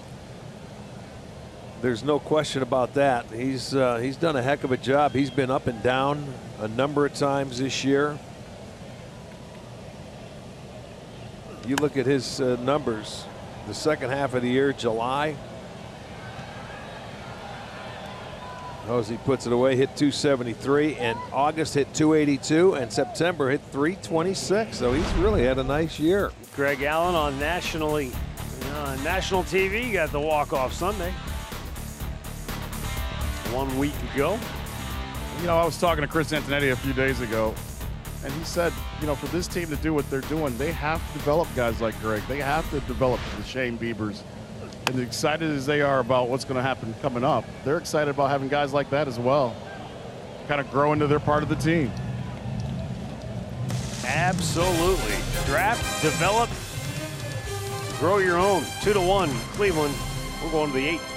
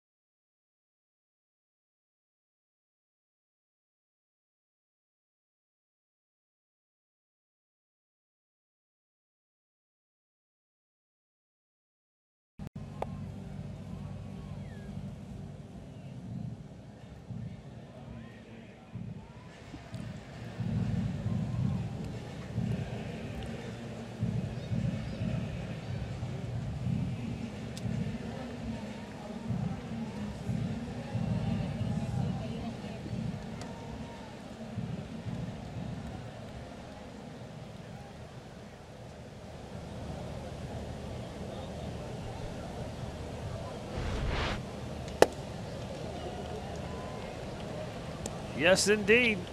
Unfortunately, Melky has not been able to deliver today. He's 0 for 3. And now to the game. Edwin Encarnacion leads off here in the 8th. Adam Rosales waits on deck. Edwin shoots one through the hole on the right side of the infield, his second hit of the day. Well, Matt, Melky hasn't delivered on the field just yet, but he just did off the field. And I know those 4 gentlemen are extremely happy. As you look down right there, Melky made sure he got 4 balls, signed them all, and got them all up there, gave him a nice wave and said, thank you, I appreciate you guys very much. Just delivered 4 balls to him, signed by the milkman. He didn't deliver those pies as well, did he? I thought you were telling me he got him the elephant ears, too. Yeah. he was looking for him. He said, where'd they go? They didn't leave, did they? I said, not yet. Well, they're brain surgeons, not cardiologists, so they can eat that stuff. Yeah, they know when they can eat it, right? They take their glasses off for that. They get the shades off because he wants to see what he's eating. Rosales pops one back out of play. That's straight funnel cake right there, huh? Powdered sugar and fried dough. It doesn't get any better than that, folks. They don't have to worry about the sugar falling on their outfits. It's all white. That's a good thing.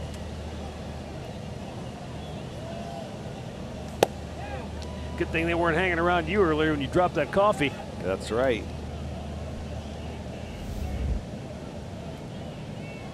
Adam Rosales took over for Josh Donaldson. Donaldson 1 for 3 with a double in his final regular season tune-up. There's a hanger, but it's foul down the left side.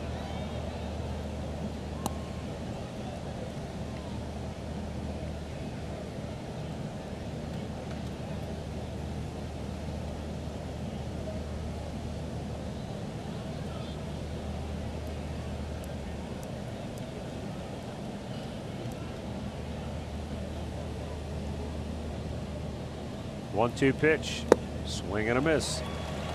Andre, I know a lot of folks have been asking about Eric Gonzalez. Yes. And with Rosales getting a lot of playing time here, we haven't seen Gonzalez. Is he okay? He has not been cleared yet, because when you go to the concussion protocol, doctor has to look at you and you got to get back to that baseline. But he's getting closer. They hope by Tuesday that he'll be able to be cleared. He did go out today. He lifted weights yesterday, which was a big step. Today he went out and played catch with the trainers, threw a little bit. He's feeling much better.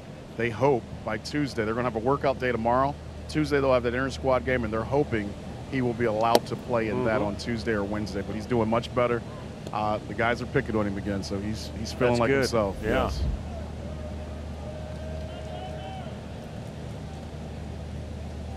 Because I would have to imagine his availability would impact a guy like Rosales, potentially.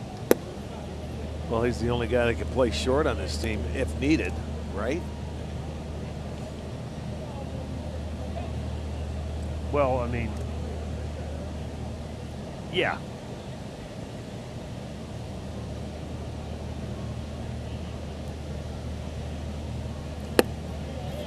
I mean, theoretically, Ramirez could play short, but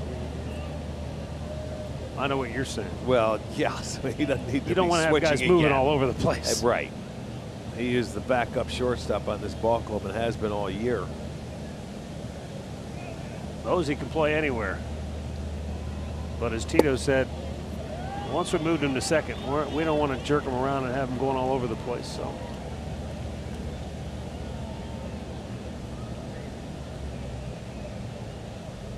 And for fans who may have joined us later, been bouncing around. Another strike, full count. Yan Gomes did receive a couple of stitches in that thumb. That was hurt yesterday in the game when he collided with the bat, making a throw down to second base. But the worst seemed to be averted. X-rays were negative, and the swelling was down today, so hopefully Jan will be ready to go on Friday. Here is Greg Allen.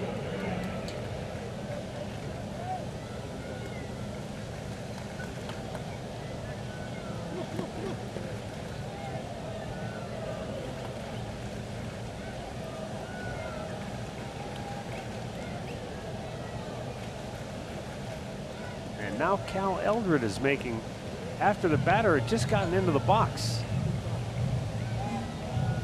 Huh. Well, while we have a moment, let's pause for a word from our friends at Circle K. Polar Pop Cup, just 79 cents every day, only at Circle K.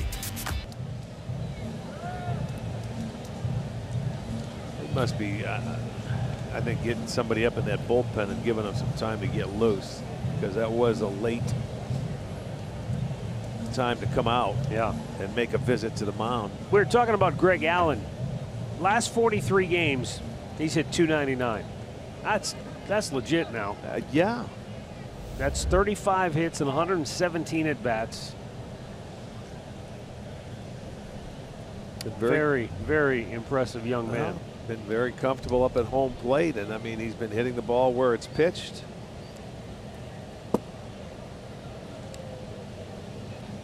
Sandy was really singing his praises too, just from a base stealing standpoint.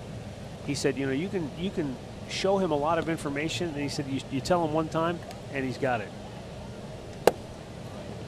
And there are so many little things, you know, that Sandy relates to all the base stealers. You know, times to the plate, what his best move is, what he, right, you know, what his tendencies are, all those things that they scout and go over. But he said his aptitude is off the charts. Ground ball foul, first base side. You know, he's starting to turn on pitches that are in the inside part of the plate. And like, Matt, go ahead. Go ahead. I'm sorry. Yeah, I think the one thing when you say that, Matt, and I know talking to Greg, when you say how he hears something once and he learns it, he tells me when you played for Tony Gwynn at San Diego State. Yeah. You know, and I'm not saying he's Tony Gwynn, but you can see a lot of just how he goes about his business. He's very businesslike for a young guy. What a great person to prepare you, though. I mean, a guy who's been there and has done all those things. And so if you're in college and that's your coach and you don't take advantage of that, shame on you. So yeah, I've been impressed with Greg ever since I think the first time he came to the big leagues. And to your point, Rick, he's a guy to me that just looks like as his confidence grows, his game picks up too. Oh, it will. It's just a matter of getting at bats and reps out there. But he was off the radar at the start of the year, and now he's going to be on the playoff roster. And Brandon Barnes will get an at bat.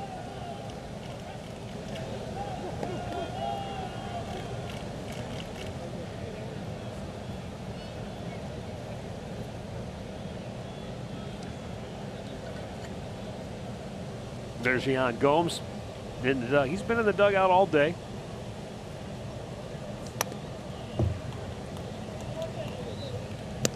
All things considered, seems to be, you know, pretty decent spirits. As you said, Rick, I mean, after what he'd been through the last couple of years, I wouldn't have wanted to be anywhere near him last night for fear. You could just understand how frustrated he must have been walking off the field. But hopefully it's a best case scenario and he'll be ready come Friday.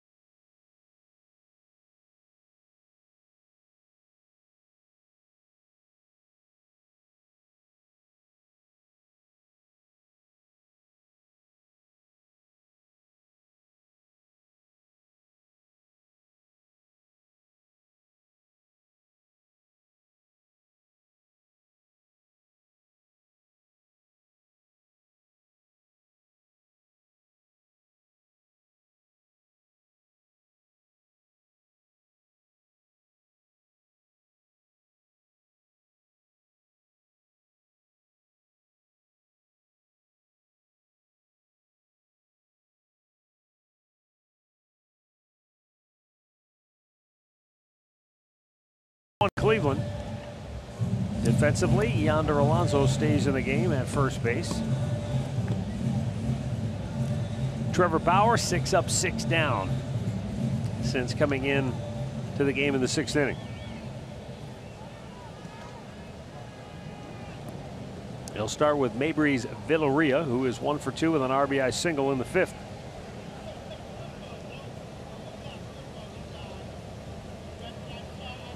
Yeah, he's the guy that drove in the only run. That's when Carl Willis came out to the mound. You remember Goodwin had a leadoff single and Escobar made an out, and then Carrasco sort of walked Phillips after he had him down and hit a little rut. Willis visited the mound, and this kid hit the first pitch into center field to drive the only run in, but he was able to get the next 2 outs and get out of that inning to finish his day with just allowing the 1 run. Not to mention, those are the 2 hottest hitters really going in this Royals lineup, Whit Merrifield and Adalberto Mondesi, who Carrasco retired to end that inning.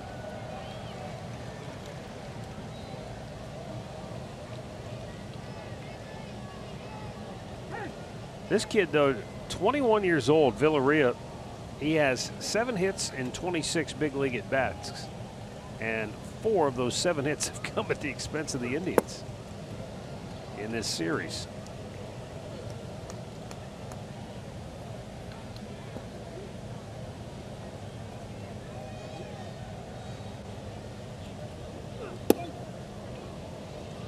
Bauer missed inside, now a full count.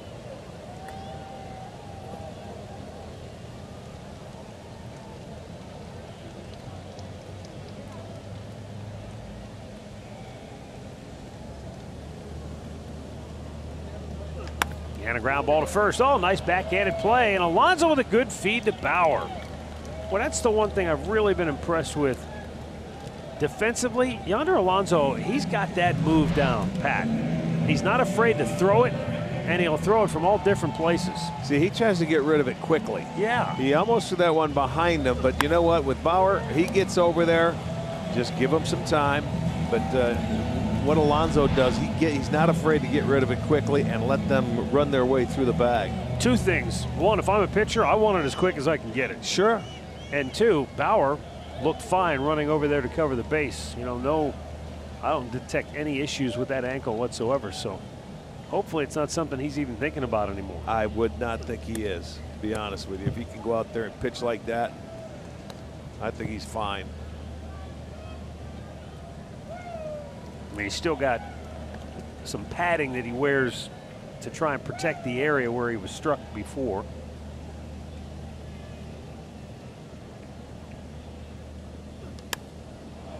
And that is popped, foul, and out of play.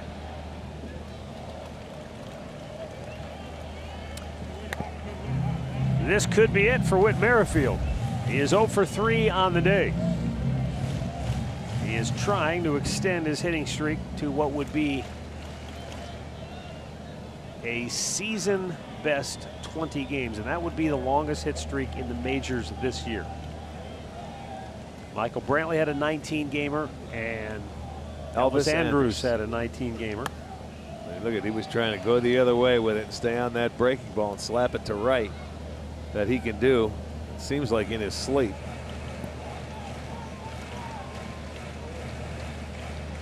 Down to his last strike, though.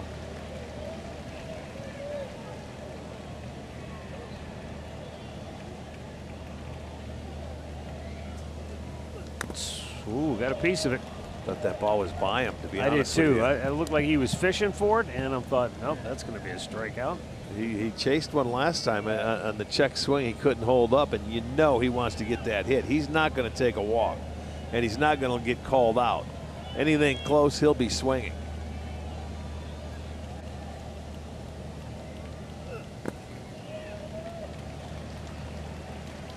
Now it's 2-2.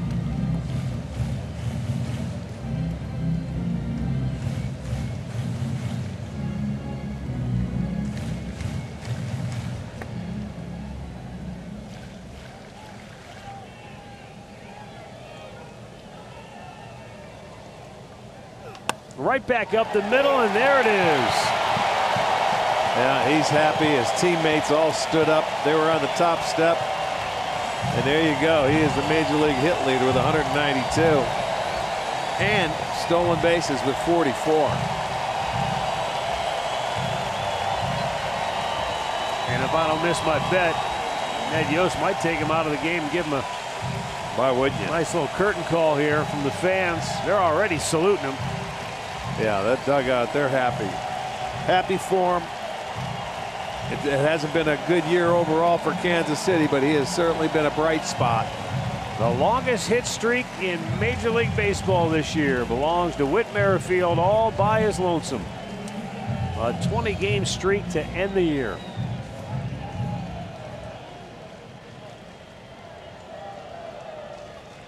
And he is going to stay in there, so here's Adalberto Mondesi at the plate.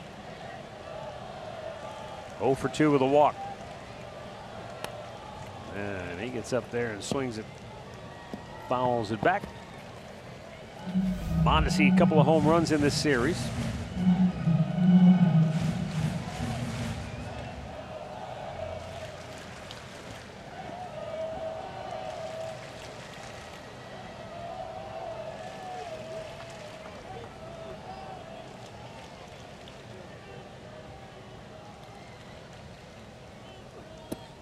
And that misses upstairs. 1 ball, 1 strike.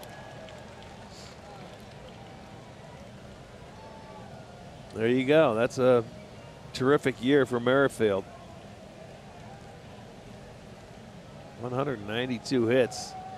That goes to show you how tough it is to get 200 in the course of a year. That's like the ultimate goal for a hitter.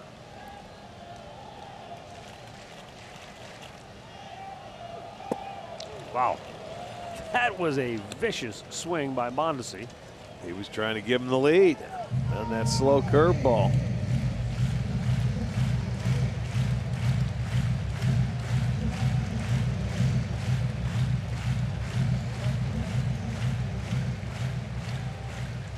The last guy to win the sole possession of the league hit title was Willie Wilson back in 1980. 230 hits he had that year. The last Royal to do it? Yes.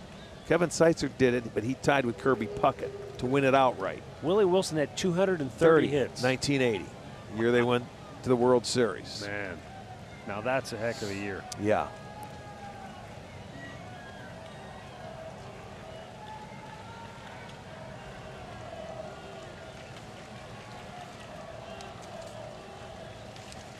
Runner goes. Swing and a miss, throw down. Man. And Merrifield's going to go to third, so now the tying run is 90 feet away. That is the third stolen base of the afternoon for Kansas City. He does get the strikeout for out number 2. And then the throw was not a very good one by Haas. That thing almost hit Bauer. It was right over his head. He's been short all day long throwing the baseball. So now Merrifield's going to come out. They give him his 45th stolen base. And he'll get a big ovation. That's why they didn't take him out at first. They wanted him to get to 45.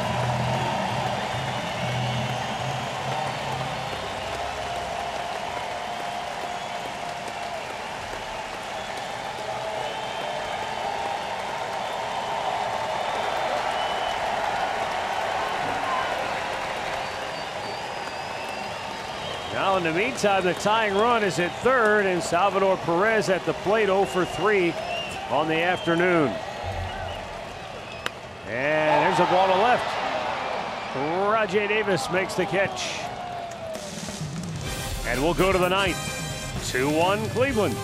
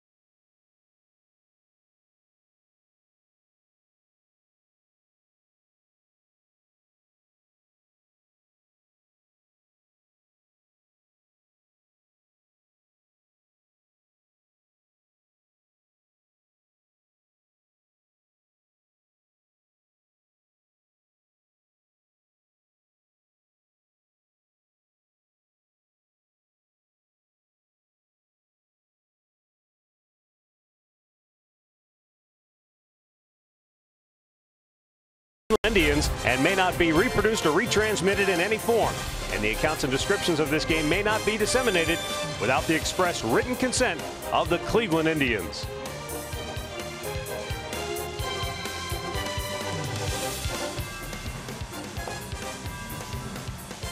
It's a 2-1 Indians lead as we go to the ninth here in Kansas City.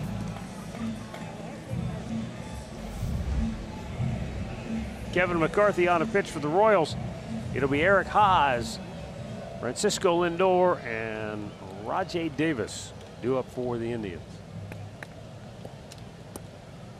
Jorge Bonifacio now in the game in right field. Rosel Herrera moves from right field to second base, taking over for Whit Merrifield.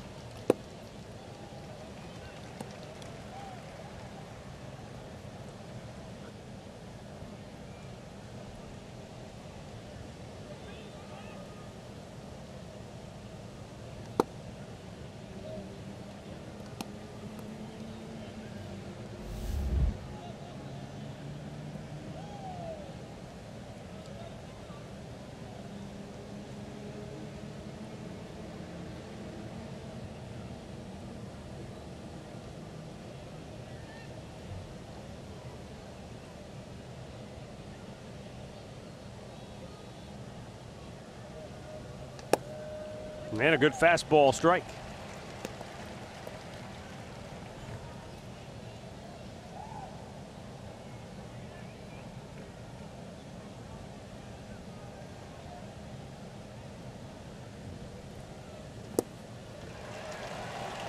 McCarthy gets the strikeout, one away. Recapping our storylines brought to you by your local Ford dealers. Carlos Carrasco and Trevor Bauer.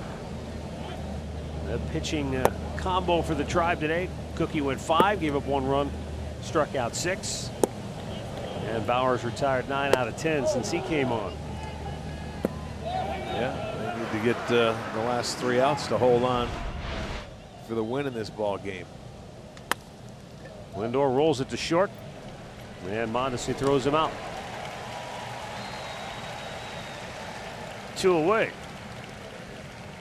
And Rajay Davis will get an at bat here.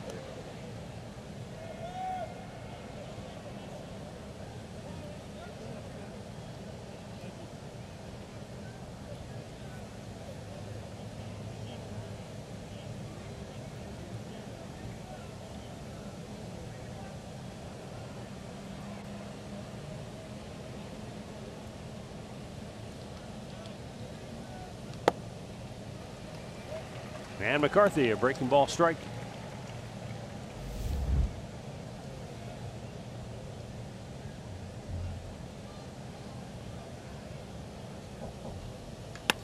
Raj with a liner to center field. Goodwin runs it down. Bottom of the ninth coming up. Indians trying to hold on to a 2-1 lead.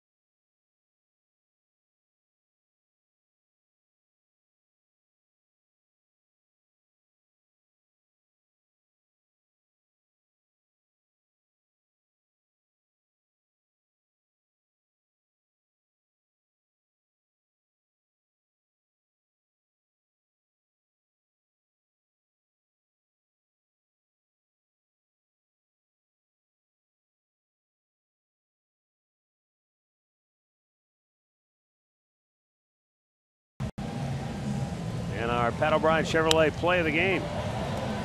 Well, love to see Trevor Bauer coming out of the bullpen here, getting his work in. And, you know, for this guy, I don't care. He just knows how to get people out. He's very efficient. He's throwing strikes. Bauer with 33 pitches so far, 19 strikes. Covering first base, a good sign. Looks like the leg is absolutely fine. He retired the first 7 in a row to start. And then after the base hit by Merrifield, came back to get the next 2 to end the 8th. Now, here in the 9th, Ryan O'Hearn to lead off for KC. Breaking ball dips low, 1-0. Well, guys, before the game, Terry Francona made it quite clear that Kluber will start in game 1, Carrasco will start in game 2, and he says that they wanted to get through today before they would name their third game starter. Now, we've heard that Mike Clevenger, there's a good chance he could start game 3, and I guess going off of what I just heard you say, Arch, if you have this guy on the mound in your bullpen for the first couple of games in the playoffs, it looks as if that may be the way that they may be going. I can understand that. That, to me, Bauer, to me, it doesn't matter. It's not going to get into his head. He just likes to compete, and he's very good at coming out of there with the curveball. And he's pitched well in Houston. Yes, he has. And so if he's not going to be one of the first 2 game starters there, then I could see him coming out of that bullpen to bridge the gap. And when you look at the issues we know left-handed wise, they've got 3 lefties that they can count on in the bullpen, they believe. You look at the right-handed situation, it'd be a nice right-handed guy to bridge you to the other guys. No question. And he can give you multiple innings if something should happen earlier in a game to one of the starters. Greg Allen racing in. He slides and hangs on for out number 1. Nice play. Yes, indeed. Especially on that leadoff hitter here in the 9th inning. You need a defensive play like that. Keep everybody off the bases in a 1-run game. Watch Allen. Here you come. And, you just have to freeze until you can pick up the baseball. And once he picked it up, he came in, made a nice catch. We've said this all 4 games here in this series. It's a big outfield. You play a little bit deeper when you're in a park like this.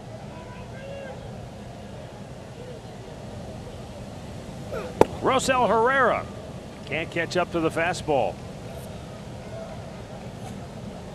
He's 0 for 3 on the afternoon.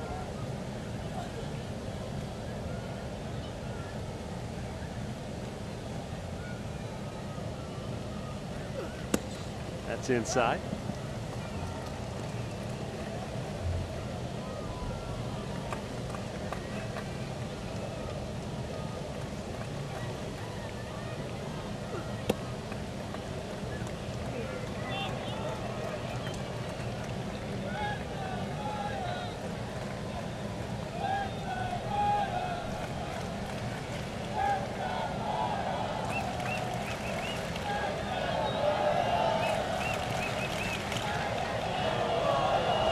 Two-one pitch is fouled off to the left.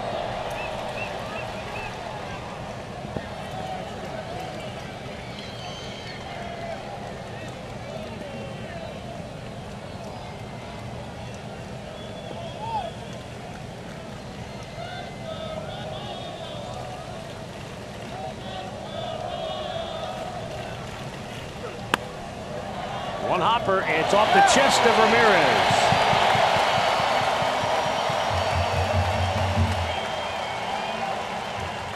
That was a tweener, an in-between hop that he played off his chest. He didn't get it in the glove, and it was, once it deflected off a little too far, he wasn't going to get him at first base. So that's going to be an error. No, they're going to give him a base hit. They are? Okay. He took that right off the chest.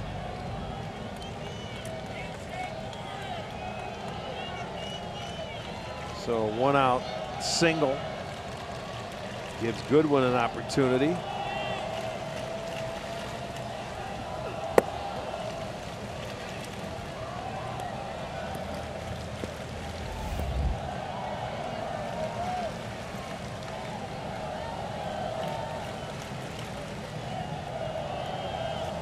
Goodwin slapped a single through the left side of the infield against Carrasco in the 5th inning, and that led to the Royals' first and only run of this game.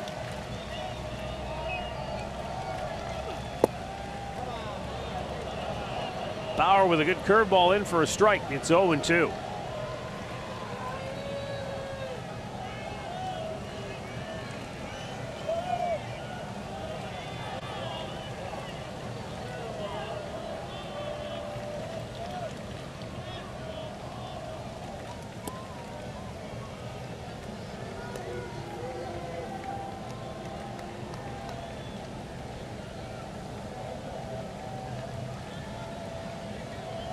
Noah Syndergaard got the win for the Mets today. They beat the Marlins 1-0. They played about a 13-inning game last night, didn't they? Extra innings to win it. Down goes Goodwin. Good pitch. Good pitch. Gets the strikeout. His second. 2 away. Comes back with a nice curveball. Gets him to chase it. So out number 2. So it's all up to Alcides Escobar for the Royals, as Trevor Bauer tries to finish this game off for the Indians.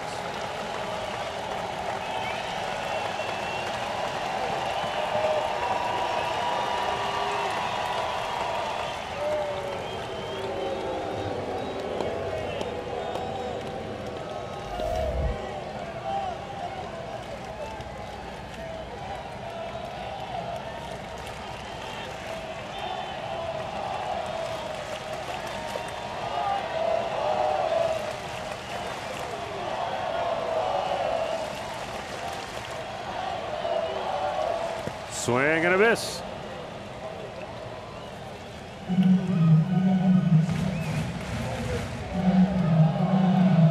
Escobar really aggressive on that first pitch. That was a breaking ball.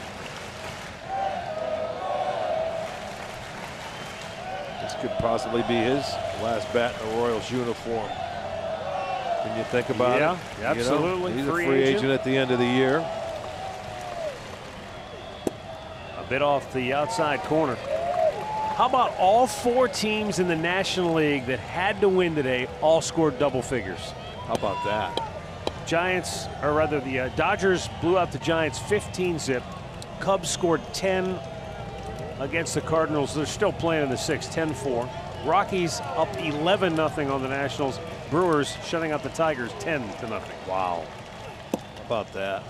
So no messing around there. The heavy artillery was out in force. Only one final, but it looks like it's going to be 2 playoff games tomorrow to determine the champions of the NL West, NL Central, with the losers tomorrow being the wild card entries.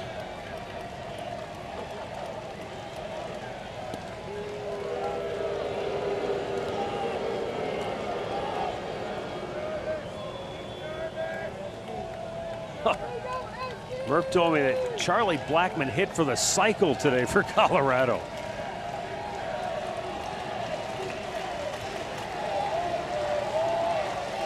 Trevor Bauer ready. And the 2-1 pitch to Escobar. Everybody on their feet here in Kansas City. And that'll even the count.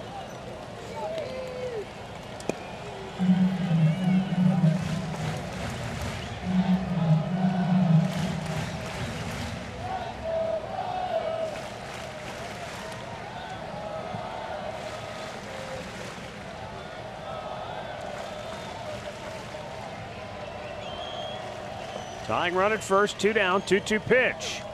Right back to Bauer. This'll do it. And the Indians win the season finale here in Kansas City and split the 4-game series with the Royals. Drive a winner today by a final score of 2-1, and the Indians will finish the season 91-71 on the season. Carlos Carrasco will get the win as he goes to 17-10 on the year. And how about that? Trevor Bauer gets an old-fashioned save. Yes, he does. A 4-inning jobber. Nice job. Kansas City will finish the year 58-104. The Indians going 12-7 against Kansas City this year, head-to-head. So now it's on to the postseason for Tito and the boys, which will start next Friday in Houston when the Indians take on the Astros in the American League Division Series. Boy, it's weird. You know, we start this journey in spring training. We crank it up during the regular season, and then we just sort of put our heads down and roll through night after night, game after game. And then all of a sudden it comes to a sudden halt, doesn't it? It's over. There you go. It sure does. And, I mean, the way we will participate in the postseason is we'll be doing pre- and post-game work, an hour before the games start, an hour afterwards. But as far as calling the games, we're not, and now we're just turning into regular fans. I mean, we're following them intently, and absolutely. So well, it's been a fun year. It's been a great year. Thank everybody that's on this crew, and you and Andre. It's been fun. It's been a fun ride. All right, folks, let's get ready for some great October baseball. Indians Live before and after every postseason game, but right now it's time for Indians Live postgame for game 162 with Al and Jensen. Well, guys, take it away.